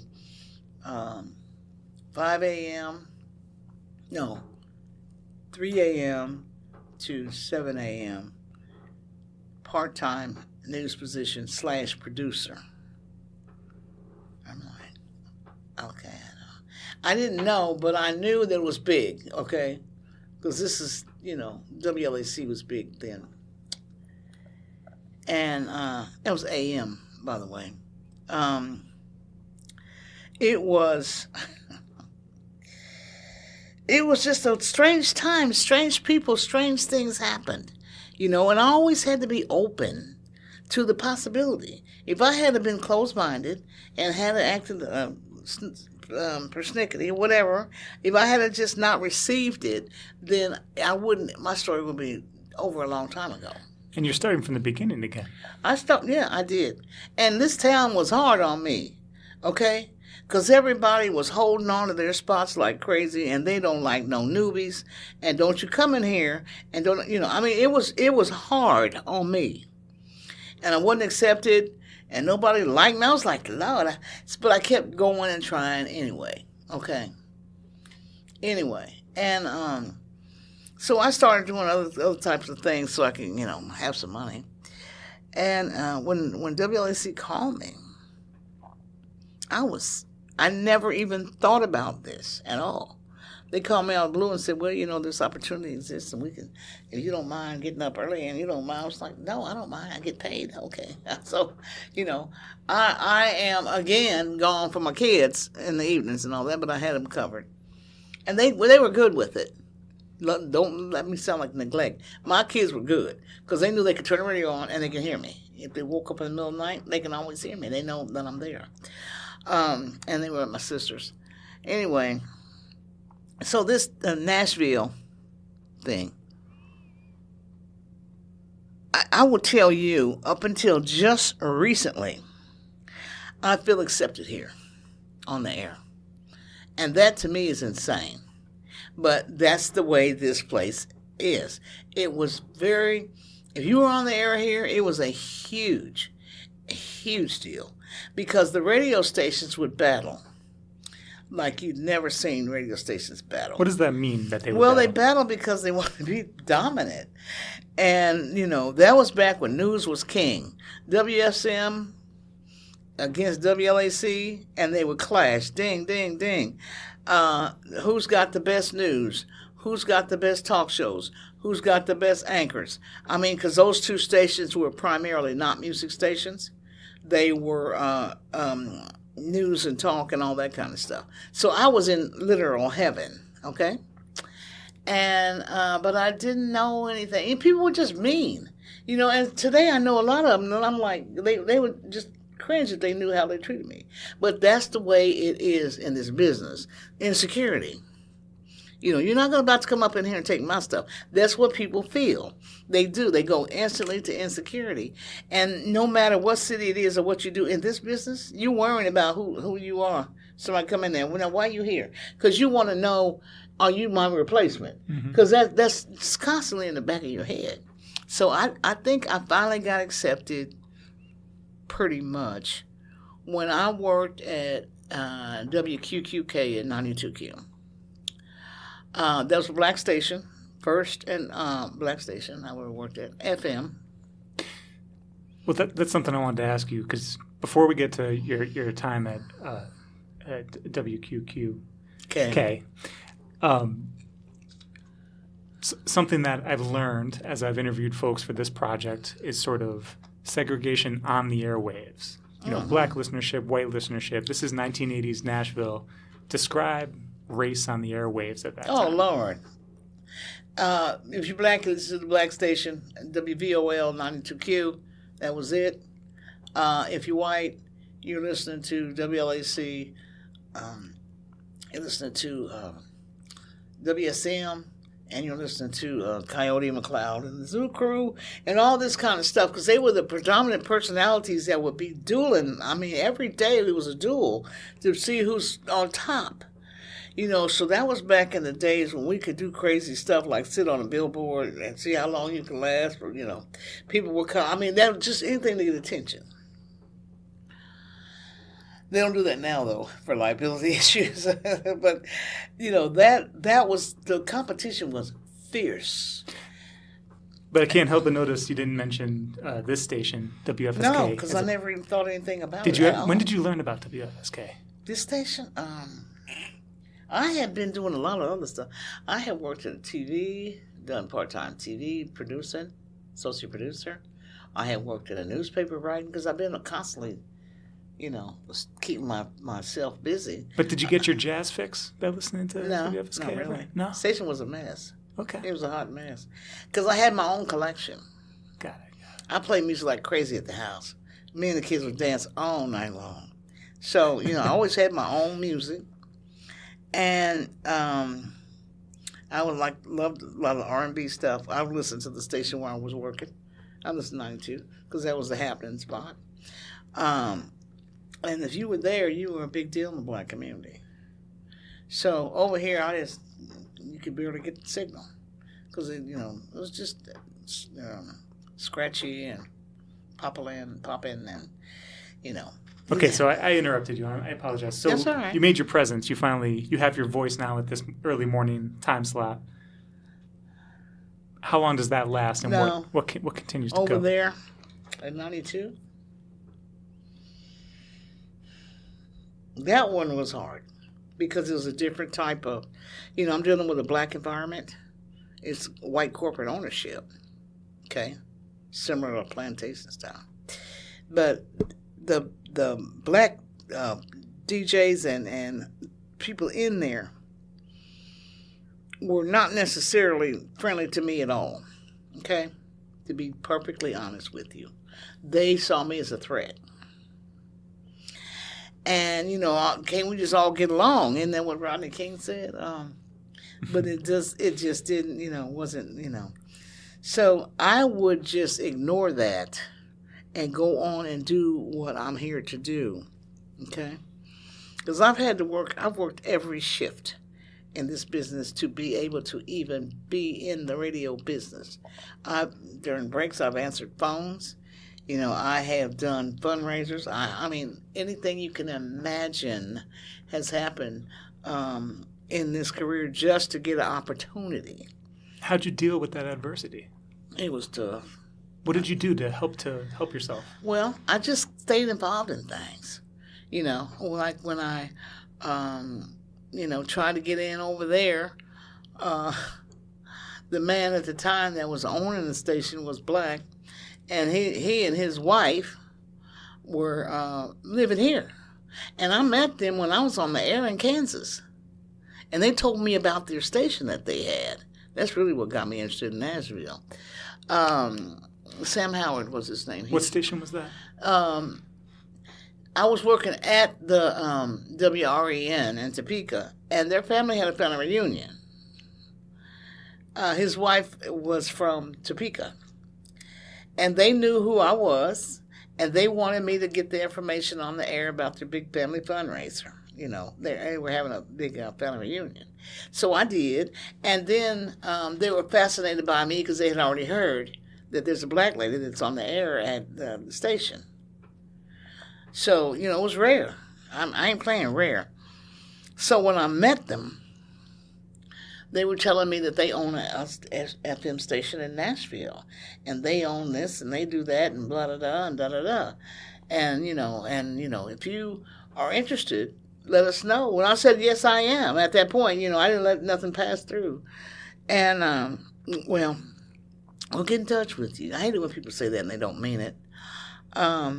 And then when I found out that they were not going to pay hardly anything, I'm like, I can't just up and leave. It's going to cost me money, and all y'all going to pay me is like $6 an hour. I mean, I couldn't live off of that. And, but the station subsequently had been number one in Nashville for quite some time. What station was that? WQQK. Oh, you're talking about the station they owned was WQQK? Yeah. They sold it to the Dickey Brothers, which is Cumulus. So Cumulus owns that one now. So take me to WQQK and... Known as 92Q in the city. 92Q. Lead me on a journey to the origins of what's the 411. I started there. Same story. The community. I'm doing, quasi-public affairs, public service, because that's what I've generally always done. And I'm bumping into all these people because I was doing a lot of stuff in the community. I've always done that. I was volunteering, and, I was helping them to do writing press releases and get stuff out. I was just doing everything because that's kind of how I did. And I would hear the same thing over and over and over and over and over from the community saying they won't cover our stuff. They don't care about this. And then they would get up, the black community would say, we're tired of the news media on TV portraying us as criminals and crooks. And da-da-da. I heard this constantly. We send our stuff over and they never do anything with it, blah, blah, blah. And I was like, I have heard this a lot. And because I had heard it, just like I had heard it in Topeka, it pushed me. So this station has never stopped the music for a talk show. Ever. So this was going to be a tremendously hard job, okay? You're saying this is the first talk show on 92Q. Ever. And it's number one. And you got the nerve to ask us to stop it? But the community was complaining and complaining. So, and you know, when I read the study that said something about the corporate media just wants to keep the black community dancing. And when I read that, I was like, oh, hell no. You know, that's not the way. This is, you know, I don't know. The community would not like this at all. That was back when hip-hop was sort of getting started. You know, they just wanted to kind of sort of keep the people partying. That's why we got a hip-hop station in town. But it took a year plus for me to be able to put the show on the air. And that was back in 2000. I started in 2000 asking, and they sent me 1,000 challenges. No, Sharon, if you come down here and ask me one more time, general manager used to tell me all the time, if you come down here one more time, I'm going to fire you. He told me this all the time, because I would go that way to go to the restroom when I was, you know, doing some, you know, like answering the phone or doing whatever to help him at the station. So, you know, it was back when they had on Music Row, when they had glass walls. So he couldn't miss me going by all the time. I just wave at him. So, you know, I would stick my head in sometime. And I asked him what would be the possibility of this happening. Okay. Well, we're not having talk shows. We're going to keep the music playing because that's what the people want. And if we don't keep the music playing, they're going to change stations and listen somewhere else. And da-da-da-da-da-da-da-da. Okay, that's what corporate media said.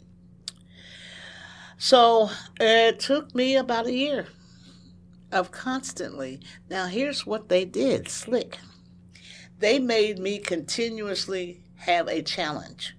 Okay, you think you can do it? Do a research on this market, and then you tell me. I was like, do what? I mean, you know, so they wanted to know what was in the market, and it's a community. I mean, just like my own survey system, you know. So I did that. They're asking you to justify why your show and give me a full page report. So I did, and had a nice little cover on it and everything. Wow. So the next challenge, you know, he just kept saying, "Go to the bathroom, go to the restroom, Sharon Kay, keep going." Because I had a choice, I could have went the other way. I think the next biggest one was the last one. It's going to lose money for the station if we let you do that, because the people won't be able to hear the music and they're going to be unhappy. So if you can figure out how to make that happen and you won't lose money, we won't lose money, and you might be able to make revenue off of this, then... And I went out and found a sponsor. Who was that? The R.H. Boyd Publishing Corporation. It's one of the oldest black publishers in the world. And I talked to Mr. Boyd, who was president, and explained to him, you know, he's the one that funded, you know. He sponsored my show the first 4 or 5 years. Every month he spent money. As long as that happened, they were getting money at a time period that they wasn't getting to that before. That was good. They were good. So then the ratings would come out, and they were seeing the popularity of the broadcast. Okay, that, you know, when that happened, that was really a shift. But I'm going to tell you the absolute thing you wouldn't even imagine that put that show on the air was September 11th, 2001. Speak on that. Okay. When that incident happened, they couldn't reach the news director. They reached me because I was home. And they said, how quick can you get down here? Because there's something really serious going on. We need somebody on the air to talk about this. They had no news people. They had nothing. See, all this calamity and planes and people going cuckoo, they had nothing but music playing. So I said, I'm there. I was there on one tire. And, you know, at the time I lived, you know, about at least 30, 25 or so minutes, but I got there with the quick. I stayed on my feet doing that broadcast for 14 hours on that station, okay? And just reporting live news. Boom, boom, boom, boom, boom, boom, boom, boom, boom. Because I already had experience doing that back from home. And they were listening and were surprised, because it just flowed. Boom, boom, boom, boom, boom. And because I just watched, I read, I made calls, I got police department, I got all these officials and everybody in Nashville freaking out and all this kind of stuff going on. I had sound. I had audio from people. I had interviews. I had the whole, I'm doing all this by myself, okay? But I still didn't deliver that long on my feet to tell this community about that. Within less than a week, they changed their mind. Because they saw what happens when you don't have, you're not ready for in the event of a disaster, for goodness sakes. You can't dance your way through it, So, and by that time, I had been doing reporting early morning reporting for the news director. What kind of stories are you covering? Everything that happened overnight. Can you give me some specific examples? Well, I mean, I was like, it was during the news was during the Tom Joyner morning show. Mm-hmm. So it was real popular. Ernie Allen was the news director, friend of mine, and longtime friend, radio. He asked me one day, he said, "What are you doing about such and such a time?" I said, "Well, he said, we need some news over here, and I need somebody else besides myself to do some stories." I said, "Oh, okay, I'll do that." I had to rewrite the newspaper, basically. There wasn't no internet and all this stuff like spoiled people today. I would get up and get the go to the gas station or store and get a copy of the newspaper and rewrite the stories. I'm talking about 3 o'clock in the morning, okay? Mm-hmm. So that I can, when it's time for him to get ready for me, at about 4:45, 3, 2, 1, boom. Every morning, like clockwork, I would do 2 or 3 stories for him. What was your sign-on? What'd you say? I was Sharon Kay. Yeah, I was Sharon Kay. Nobody didn't know me, but, they heard me because, Nashville's up listening to the news.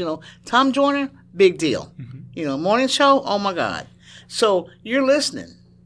And that's probably how they became quite familiar with my voice. Because I would be Sharon Kay reporting, and I would go out and cover live things in the community, call back in, just on the scene at such. I mean, I did all of that they didn't have. And, I would be showing up at different things, and gave them visibility that they really never had and didn't have to pay for, really, because a lot of stuff I did for them for free. But because I just wanted the community to have news. Does that make sense? It does. It does. It does, but financially it doesn't. But I just wanted Nashville to know what was going on. And, like, if it was a murder or if it was a car terrible wreck or whatever happened big overnight was what my leads were every morning. You felt an urge to inform the people. Oh, absolutely. I always have my whole entire life, and I still will to the end of the earth. I mean, that's what I do. Is that the big idea, the message of What's the 411? Talk to me specifically about the formatting and the program itself. My daughter named the show, my oldest daughter. I said, "Tina, Mama's going to get a talk show." "Oh, Mama, that's so exciting." Oh. She said, "What you going to call it?" I said, "I don't know. Give me a name." And she named it. She said, "Call it What's the 411? Because you're always asking 1,000 questions, Mama. Everybody, you're asking questions." So, and at the time there was a song. Mary J. Blige. Yeah, that song. So she said, "That just fits what you do. You always want to know stuff." So she named it, and it was only 60 minutes over there, from 8 a.m. to 9 a.m. But I was number 1 in the ratings for that time period. Okay. So that, like, for some time, that was like that. They were making money. They were number 1 in that time period. Oh, they love me. Okay. So, the show was doing well.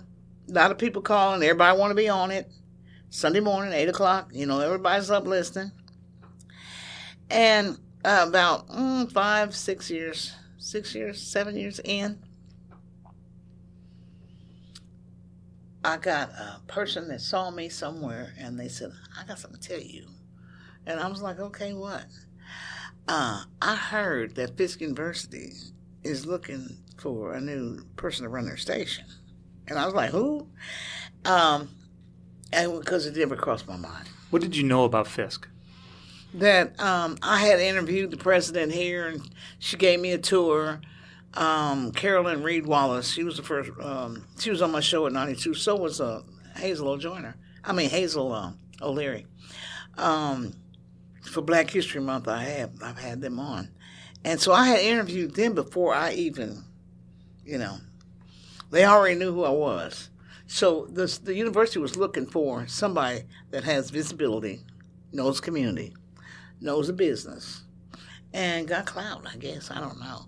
But they just wanted it to be different than it was. It was a mess when I got here. Yeah, what was the station you encountered here at WFSK? When I got here? Yes, ma'am. Let us pray.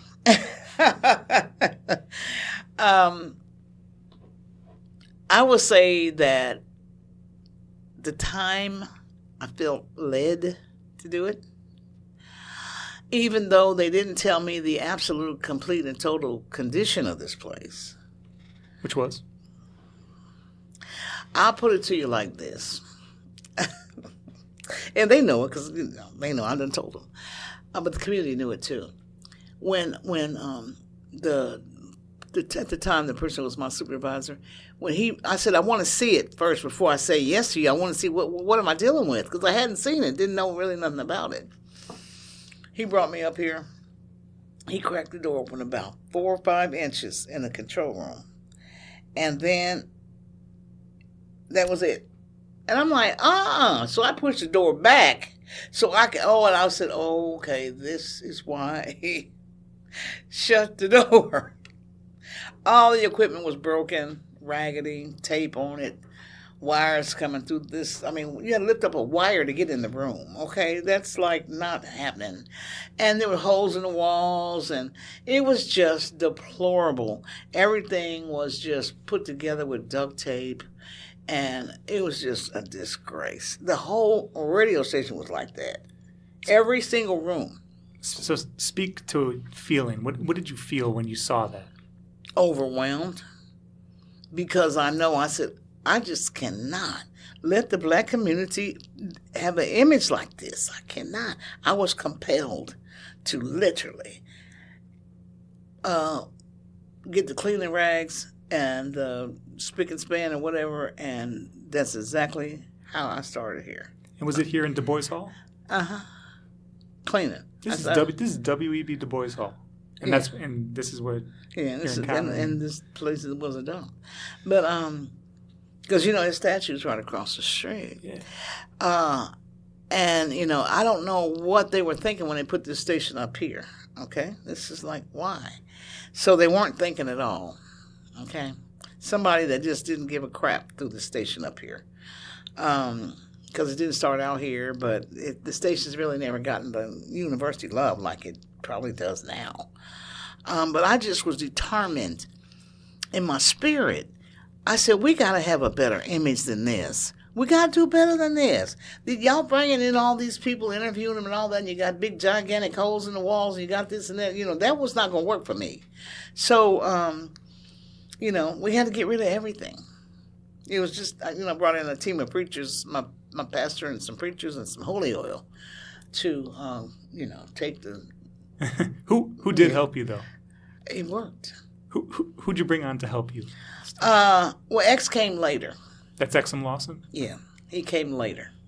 We used to work together at 92. And that's weird how that whole thing went down. But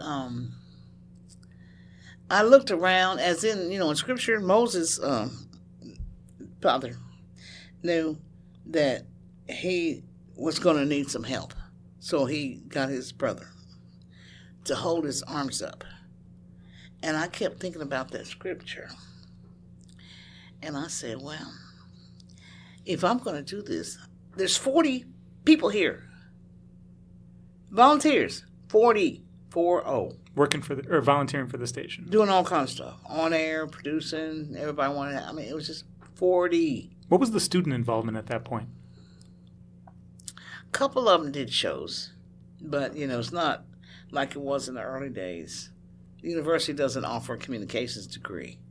And this is not a classroom, and I'm not your teacher. I'm not your professor. So this is a very different kind of relationship to a lot of other Absolutely. HBCU stations. Yeah, we are completely different than the rest of them. This is more, we lean more toward the model of the commercial side, but we are nonprofit. Our focus is still on education. The simple things weren't even happening up here. They weren't even doing legal IDs. And I wasn't going to fight with people about this. I know the laws, I know the regs, I know the rules, and you're not going to challenge me. You're not going to tell me you're going to turn this into 92Q of the North. It was just ugly. And I said, So I asked my pastor, I said, we got to get this demon up out of here. Something is in this air in here, making these people act crazy. And I'm up here killing myself trying to make the place nice, and put my own money in to make it look nice. So I said, I'm not going to put up with this. And at that point in time, my supervisor, he would take their side and not mine. I'm like, oh, no, this really ain't going to work. Because they would go over and tell on me.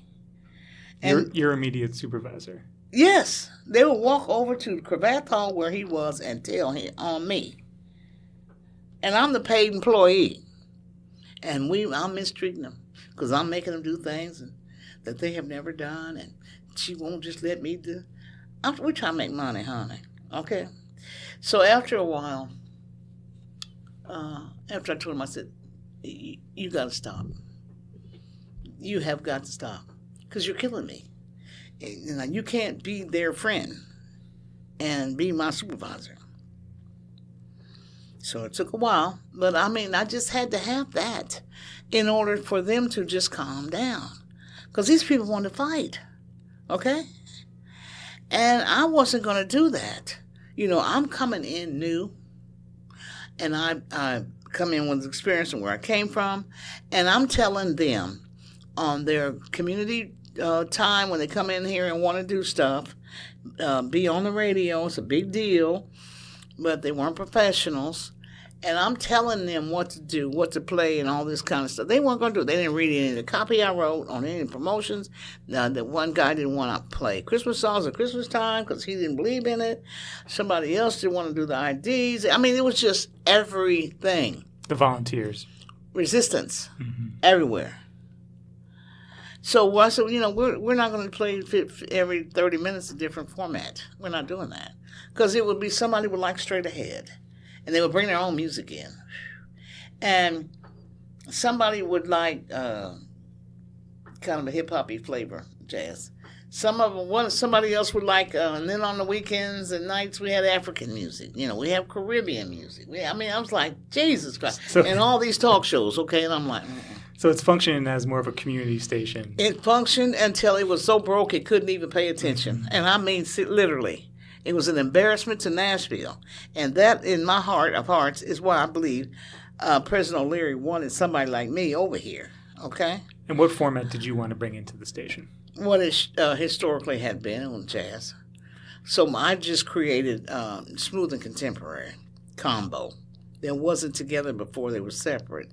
I put them together because, number one, we need to grow this audience.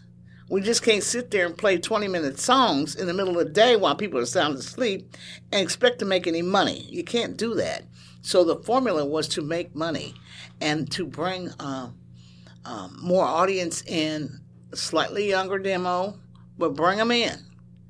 Do something on the airwaves that Nashville had not had or heard. Not like this. So the challenge was great. It really, really was. And as you're... Oh, and the station was broke. Yeah. So you're changing the format. You're thinking about ways to raise revenue. This needs to be a money-making venture. I had to do it. You're clashing with volunteers. What I'm curious about as a historian and knowing a bit about the history of Radio Free Nashville, which was what this station once was before it became WFSK. What are you learning about that history? How are you finding an appreciation Well, for that's that when history? I really started loving the station. Tell me about that. Well, and the reason why I did was because I've always liked radio history anyway, because I had generally always worked at historic stations. So that was always something I focused on. And I, particularly the 2 a.m. stations that I was affiliated with, they were both historic. And when I found out that this one here had been around as long as it had, but I would listen to it at home sometime when I'd be at home doing stuff, I'd be like, ooh. So I would be, people, I write press releases, people pay me, I was a hustler. And I would type every time I'm, listening to the station. If the Lord ever gives me something like this, I'm going to lay this thing out. And people, that's how I would type my stories, literally thinking about how I would fix this. And I didn't even have no idea that the university was ever going to call me. Okay, none. But I said, if I ever got a chance to put my hand on something like that, oh, it's going to change. So I would be home typing stories and, interviewing people on the phone, doing all my normal routine. And I was thinking about here all of a sudden, even before anybody said anything to me. I said, that's the one old station. They've been around and, this and that. So I started paying closer attention. And I noticed that they had kind of a cult following. Certain people, would be talking about being on here and different things of that nature. So it wasn't like, and at our staff meetings and corporate, they would always say, if that radio station of Fisk ever gets going, that is going to be a problem for them. So I have heard that at staff meetings over there for years and never even. So, I'm here now. But, I just want people to know, they have got to know that this place has been a struggle. And, in operating the way we do, there's no government funds here. Yeah, this isn't an NPR National Public Radio affiliate. Absolutely not. So, no. What are the drawbacks? But how does that also help? What are the opportunities? I don't have to carry some of the NPR shows. I have choices. We carry other shows that they don't carry. We can put more of an emphasis on the black community. What kind of shows do you carry? We carry Jazz Night in America with Christian McBride. We carry a blues show on Sunday evening, National Blues Show. We carry David Bassey's Jazz out of Kansas City. We have recording artist Kim Scott, which is familiar to the audience. She has a show. Marcus Johnson, recording artist that they're familiar with. He's got a show. And Will Downing, vocalist, and he everybody knows him. He's got a show. So I'm put their things around frames around everything else. But we didn't have no equipment. See, it's hard to be automated and you don't have any equipment. Okay, so it was a lot. It was just literally. And now that I think back, the Lord had to have a hand in this. He absolutely did, because there's no way I would. There's days that I'm like, am I crazy? Yes, and go and do it. Because I have to tell myself, it's for the greater good. It's for the community. It's for the people. They're going to be happy. And when we do the fundraisers, that's the only reason why we have everything we have today. So, raising funds. Tell me about some of the different kinds of events you host and organize and plan. Crazy stuff. You're planning one right now, right? Yeah.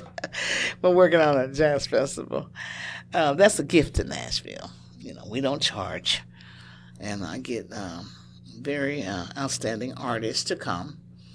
And, it's just like as if you paid $100 and something for a ticket, but you're sitting over here on the campus. So corporate sponsorship? Well, I have sponsorships. Not as many as I would like to have, but they certainly do help. Because without them, and, the community's gung-ho, they love it. I got the trucks out there, the food trucks and the different kind of vendors and all. People love it. It's free. They can sit where they want. They can bring their chair. They can go get something to eat. They got a big, beautiful stage up there, and they got a sound system like crazy. It's like they're in heaven, okay? And free parking. just Sharon Kay, please don't stop doing that festival. I hear that all the time. And I'm like, oh, Lord, no pressure. But, that was created in 2016 when the university turned 150 for a sesquicentennial. I was on the committee, and they wanted to know about having a community event that's free and created. I'm like, oh, okay. Where's the money? I don't have any. Okay. So that's how I started that. Well, how'd you raise the funds? I used my underwriting money that we already had to pay for certain things. And it wasn't to the degree that it is today. I had a real cheap stage.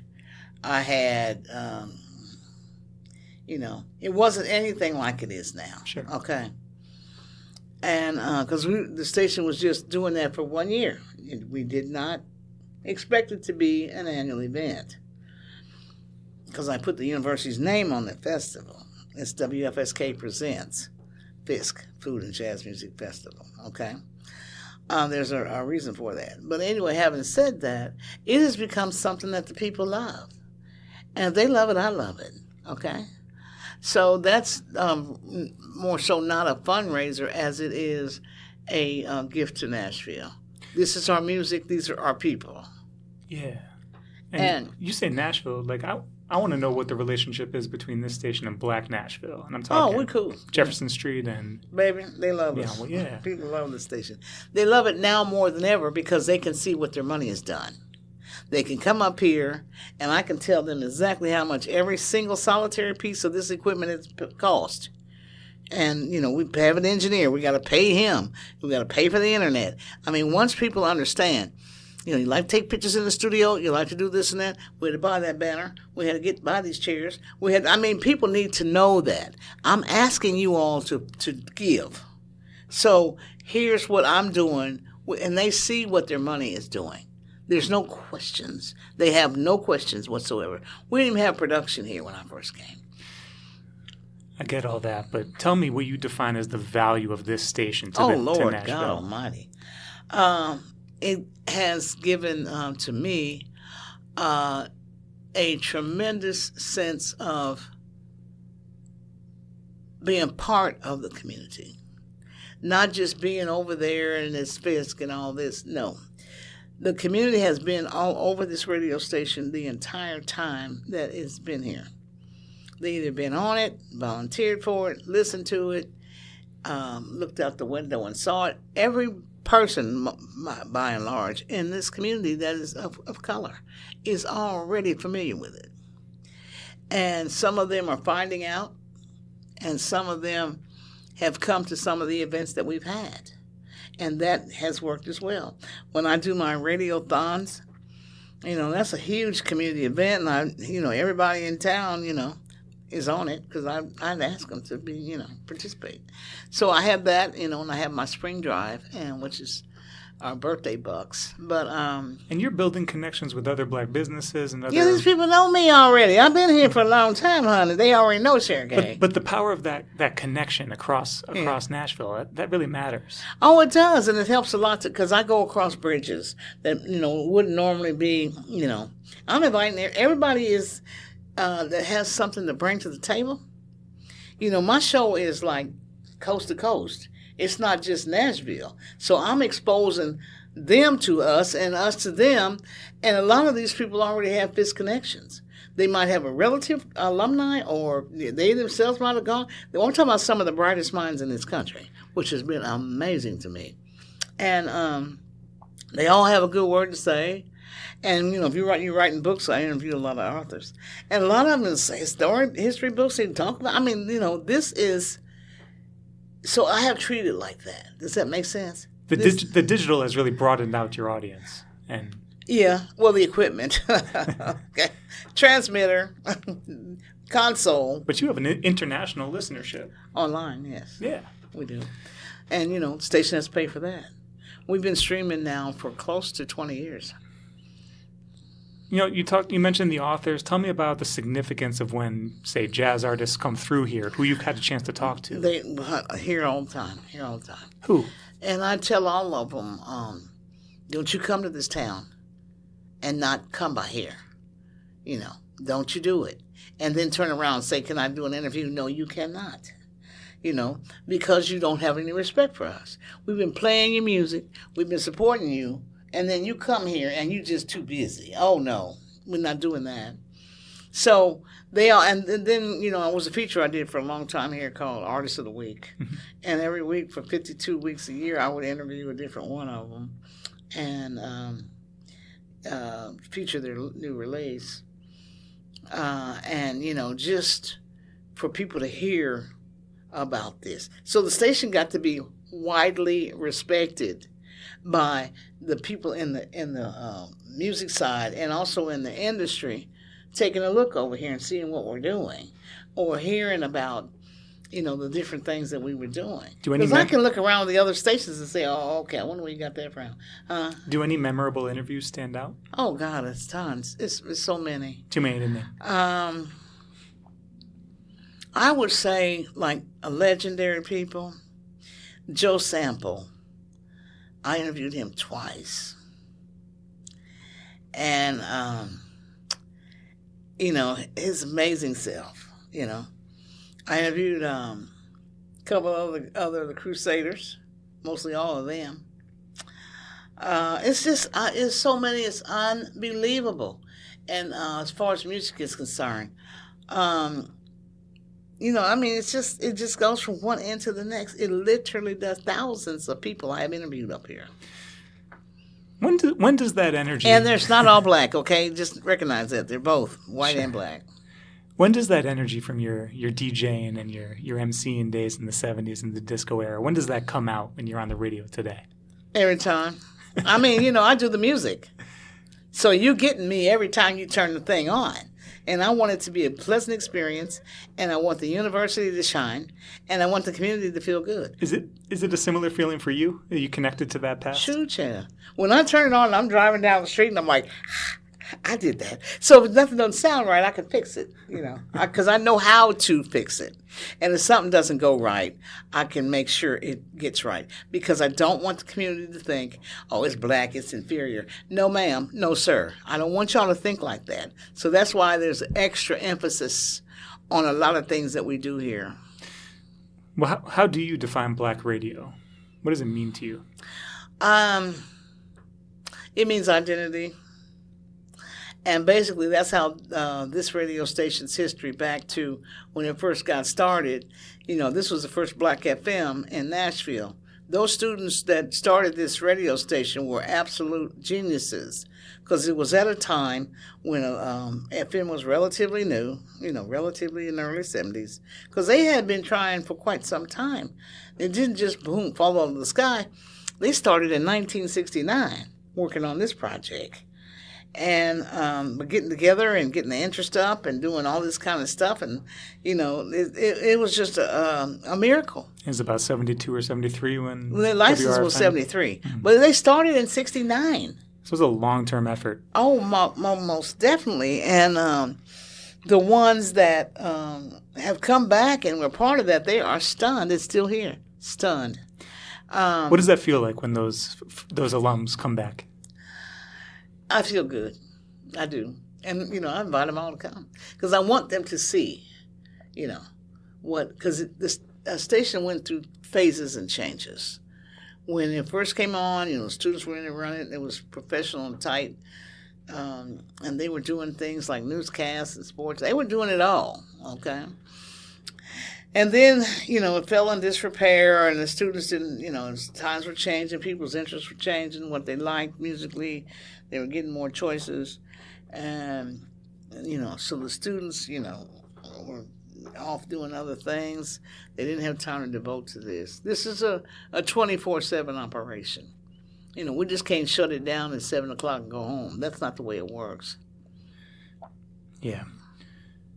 And some of those students have gone on to kind of break their own barriers. Oh, my goodness, yeah. Yeah, we have the ones that I've met. And, everybody that I meet that is alumni or affiliated with the school speaks very fondly of how the station sounds today. They love it. They're very satisfied. They probably don't like this location, and neither do I. But they feel good when they hear it because it sounds tight and right, just like everybody else.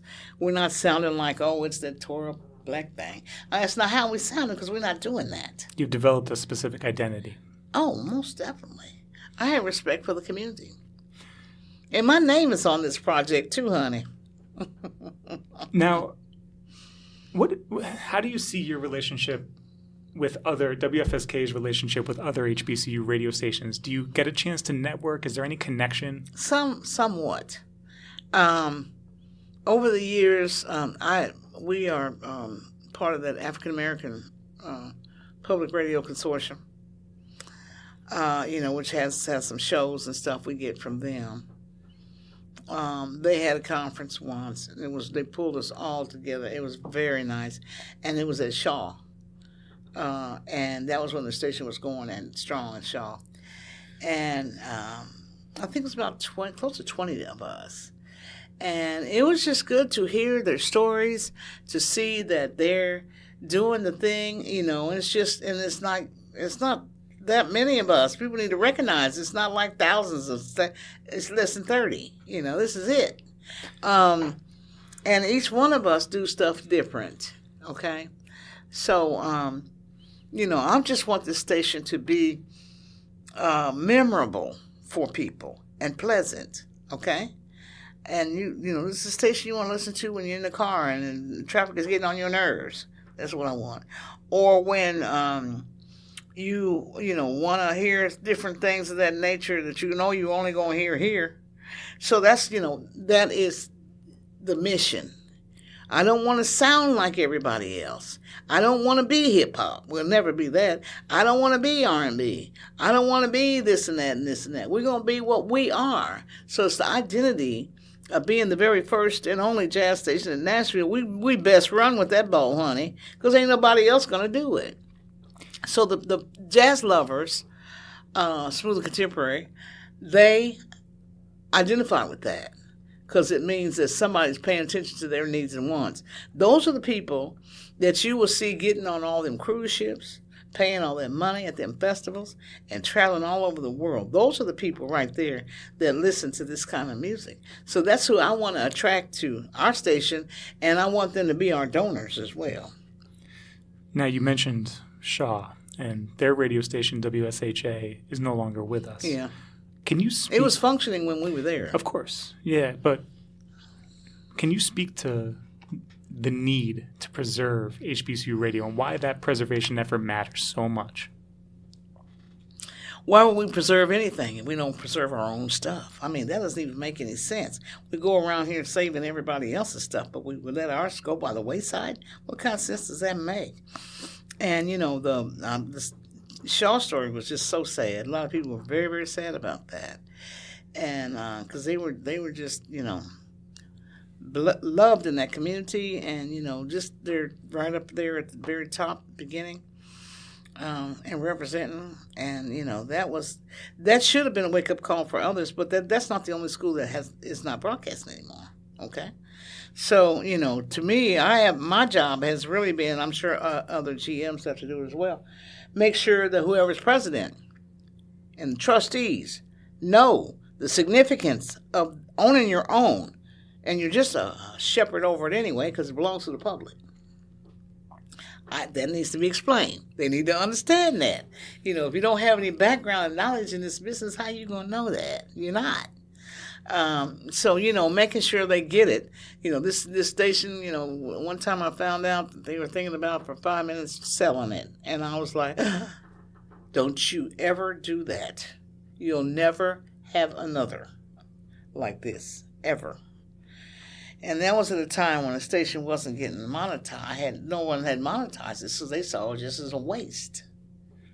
I'm like, oh, Lord have mercy. So I do know that that's that time period with Shaw, and the black schools were broke and looking for ways to scratch up money. But I would tell you, if they ever sold this here, it would be the worst mistake they've ever made because they won't have another one like this. We're talking about FCC licensed. I ain't talking about no internet streaming service. I'm talking about a real, living, breathing radio station. Everybody can't say that. And why would you want to take yourself out of such a historic place in broadcasting? Why would you want to even consider that?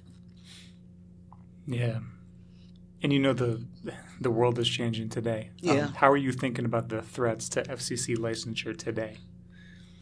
Well, let's see. Who's in the White House? Let me see. You say the wrong thing, they're going to pull your license. I mean, it's just ridiculous stuff, I'm more nervous now than I've ever been because of who's in the White House, and he's vengeance. And just the way he feels. If you're not saying great things about him, he's just going to destroy you. And, it's terrible. So, I've done license renewal here for the whole time I've been here. I know what to do and how to do it. How often does that happen? Every 8 years. And, we got procedure throughout the year to report and do different things anyway. Had to be accountable. And that was one of the things I liked about that Black Public Radio Consortium was where you could hear other people, other stations, talking about some of the same stuff as you, and they look like you. There were quite a few women in the GM roles there, which was very surprising to me. And hearing how they do things and what they've dealt with and this and that, it was very, very interesting, and I wish we could do that again. No, I want to ask you about that specifically. What does it mean to be a black woman in leadership in HBCU radio? Rare as hen's teeth. And I mean, literally. Because this is a man's world. I think the women bring something totally different to it. I'm the very first here. And I just bring a different touch. I think the women have a different... I have long said this, and I mean it. I think women play music different or do their music different than men do. I just feel that way because I can listen to it and tell who's programmed it and et cetera. But I think that the ability to be able to do multiple things, multitask, without a problem... There's no way you can run an HBCU radio station and be a woman and couldn't do that because you got family and multitasking your whole life. How could you not be a pro at it? So, some of the ladies, they said that, stuff like they didn't think that the administration thought about the station, cared about it. I mean, that's some stuff we all worry about. And I do here as well. Because I've been through quite a few presidents up here. And my concern is that they understand the true value of what you have. If you don't, I need to leave. Because, it wouldn't do me any good, And I think the community would be up in arms. Very much so. Because they have an emotional connection to here. Very much in Nashville. I appreciate your time. Just a couple more here.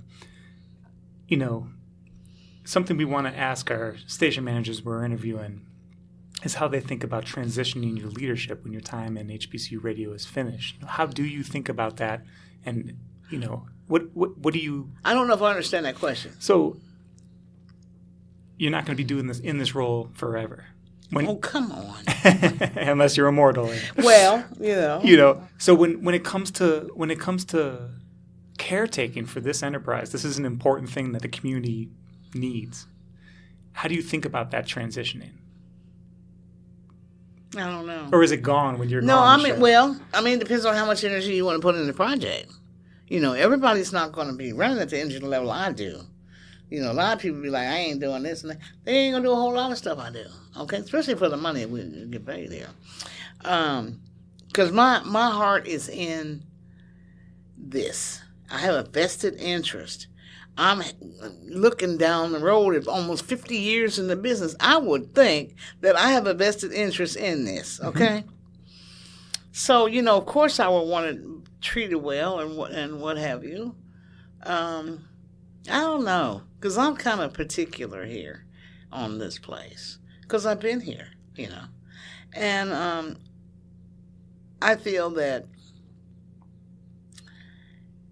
the community would be very upset if it wasn't. But, if they put no money in it, you got to raise the money. You have to be your own sales department. I mean, I'm the everything person. Everybody is not going to do that. And it's because I know, there's no development office here. I'm it. You're it? I'm the underwriting department. I'm it. I write all the contracts and the spots, all the promotions. I'm it. If you don't want to do that much, then you're going to have difficulty here. So given that, can you see a future for the station? I can. I don't know what condition it'll be. It might just be the automation running and not a soul, no personality in it. Mm. Okay? Yeah. It could be the exact opposite of that. But I just don't want to see what I'm doing go by the wayside, because I put a lot of myself in it. But I don't, somebody asked me about, do we have a succession plan? I said, look, succession what? What you saying? I don't have a succession plan.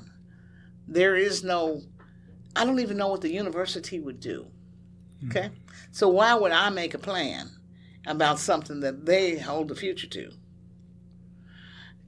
I would feel like, to me, I don't even know. I know how the financial thing is up here now.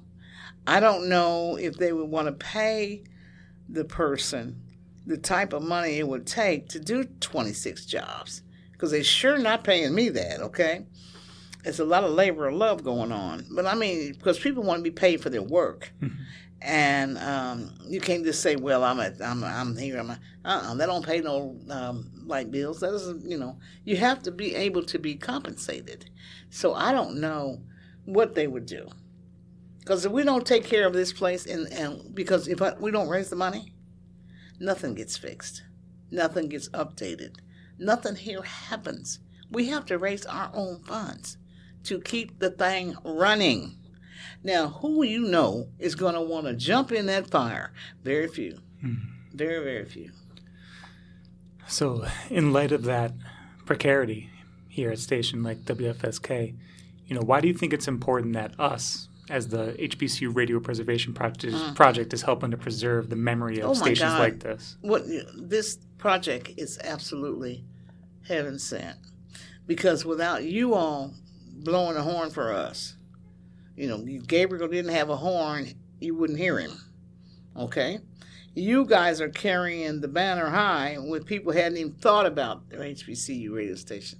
Because they're so busy listening to Spotify and corporate media that they're not even realizing, this is history that you're sitting up here playing in, and you don't even realize how important that is. Because what are you going to say when they're all gone? Doggone, we should have took care. Too late then. They're gone. And when they are gone, I can guarantee you they're not going to do anything that they're doing today. None of them. They're not going to have the focus on the community. They're not going to play the music. They're not going to be at the beck and call of the community. They're just not going to do that. And because people want to make money. And they will make money here.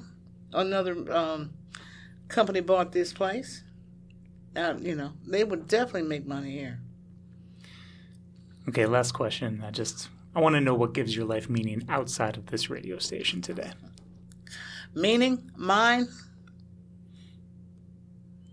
Well, I would say knowing that I have done a decent job and that there is a spot in heaven waiting for me. I'm not going down the stairs, I'm going up. And the satisfaction of knowing the community is proud. That just means more to me than anything. Because that's mainly why I'm here now anyway. Because people just talk about this place like a dog. I mean, they literally did. I mean, I was like, oh, Lord. Just you don't hear that anymore. I don't hear it. It's silenced. It's done. Because of the way it was wild behavior, there's a lot of crazy stuff going on here. And we have something that represents our community. We have something that represents, this is the Music City.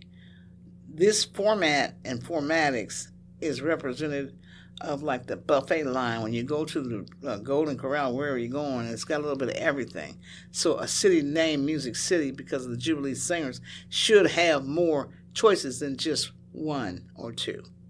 So, because a lot of people very much love this kind of music and would be very, very hurt if it wasn't here. And because I'm one of those people, it's just, I think about this place and the sound all the time. Okay, I lied. I have one more question because you have so much wisdom and you've experienced so much in this industry. Thank you. What advice would you give that early career professional or your younger self? What would you tell them knowing what you know today? Do some of the things I did before and some of them don't do. Pay attention when somebody is experienced and is dropping some knowledge on you. Pay attention to it. And don't just say, well, just that is you're not going to get the true value of what your work is because you shut the door on what the possibility could be. You have to be open to receive things. And it's not always going to be, you're not going to be the star, for goodness sakes. You're going to sometimes sit in the back and sing with the baritones. You're not going to be doing the solos. And that, for ego purposes, that bothers people. If I hadn't just said, let me get in there, every position I've ever had, I wouldn't have had it. I would be working in criminal justice. No, I'm not. No, I well, wouldn't. I mean, Ms. Sharon, we can't cover everything in your life, and you've done so much. And I know you've had work in the field of criminal justice, Tennessee Alcohol and Drug Association, right? And I know that I ran that for a dozen years. Been while I had a radio career. Right. The two things never crossed paths, and people didn't know I was her. You've been an entrepreneur? I have done that. You've had your own businesses. I had a PR firm. So, what haven't we mentioned today that you just want to speak to before we end this interview? I know that's so much, but... Well, I just feel like a sense of pride, the community has a sense of pride about the place, and that's what I really am happy about. They can mention the station's name and smile. They could say Fisk got the best radio station and smile. That to me is, I'm in the car driving home at night saying, that's right, child. I mean, to me, that's it. That's the ultimate right there. And, just that honor and respect is more than I can say. Really is. I love my work, as you can tell. Well, Ms. Sharon Kay, it's been an absolute honor to speak with you today and interview for this project. Oh, no way, not me. Just I'm a little wine, as my auntie said, I'm a little winemaker. Me, yes. Well, I thank you for your time. And, you're welcome. I wish you the best of luck on your future. Well, as long as I continue to be obedient and, do some things righteous, I'll be around for a long time, And I feel confident of that anyway, because I don't feel my age as I get here every day. I'm like, shoot, I'm in my 30s. I get that mindset, but then at night when I get home, it's a different story. So I love what I do. Thank you.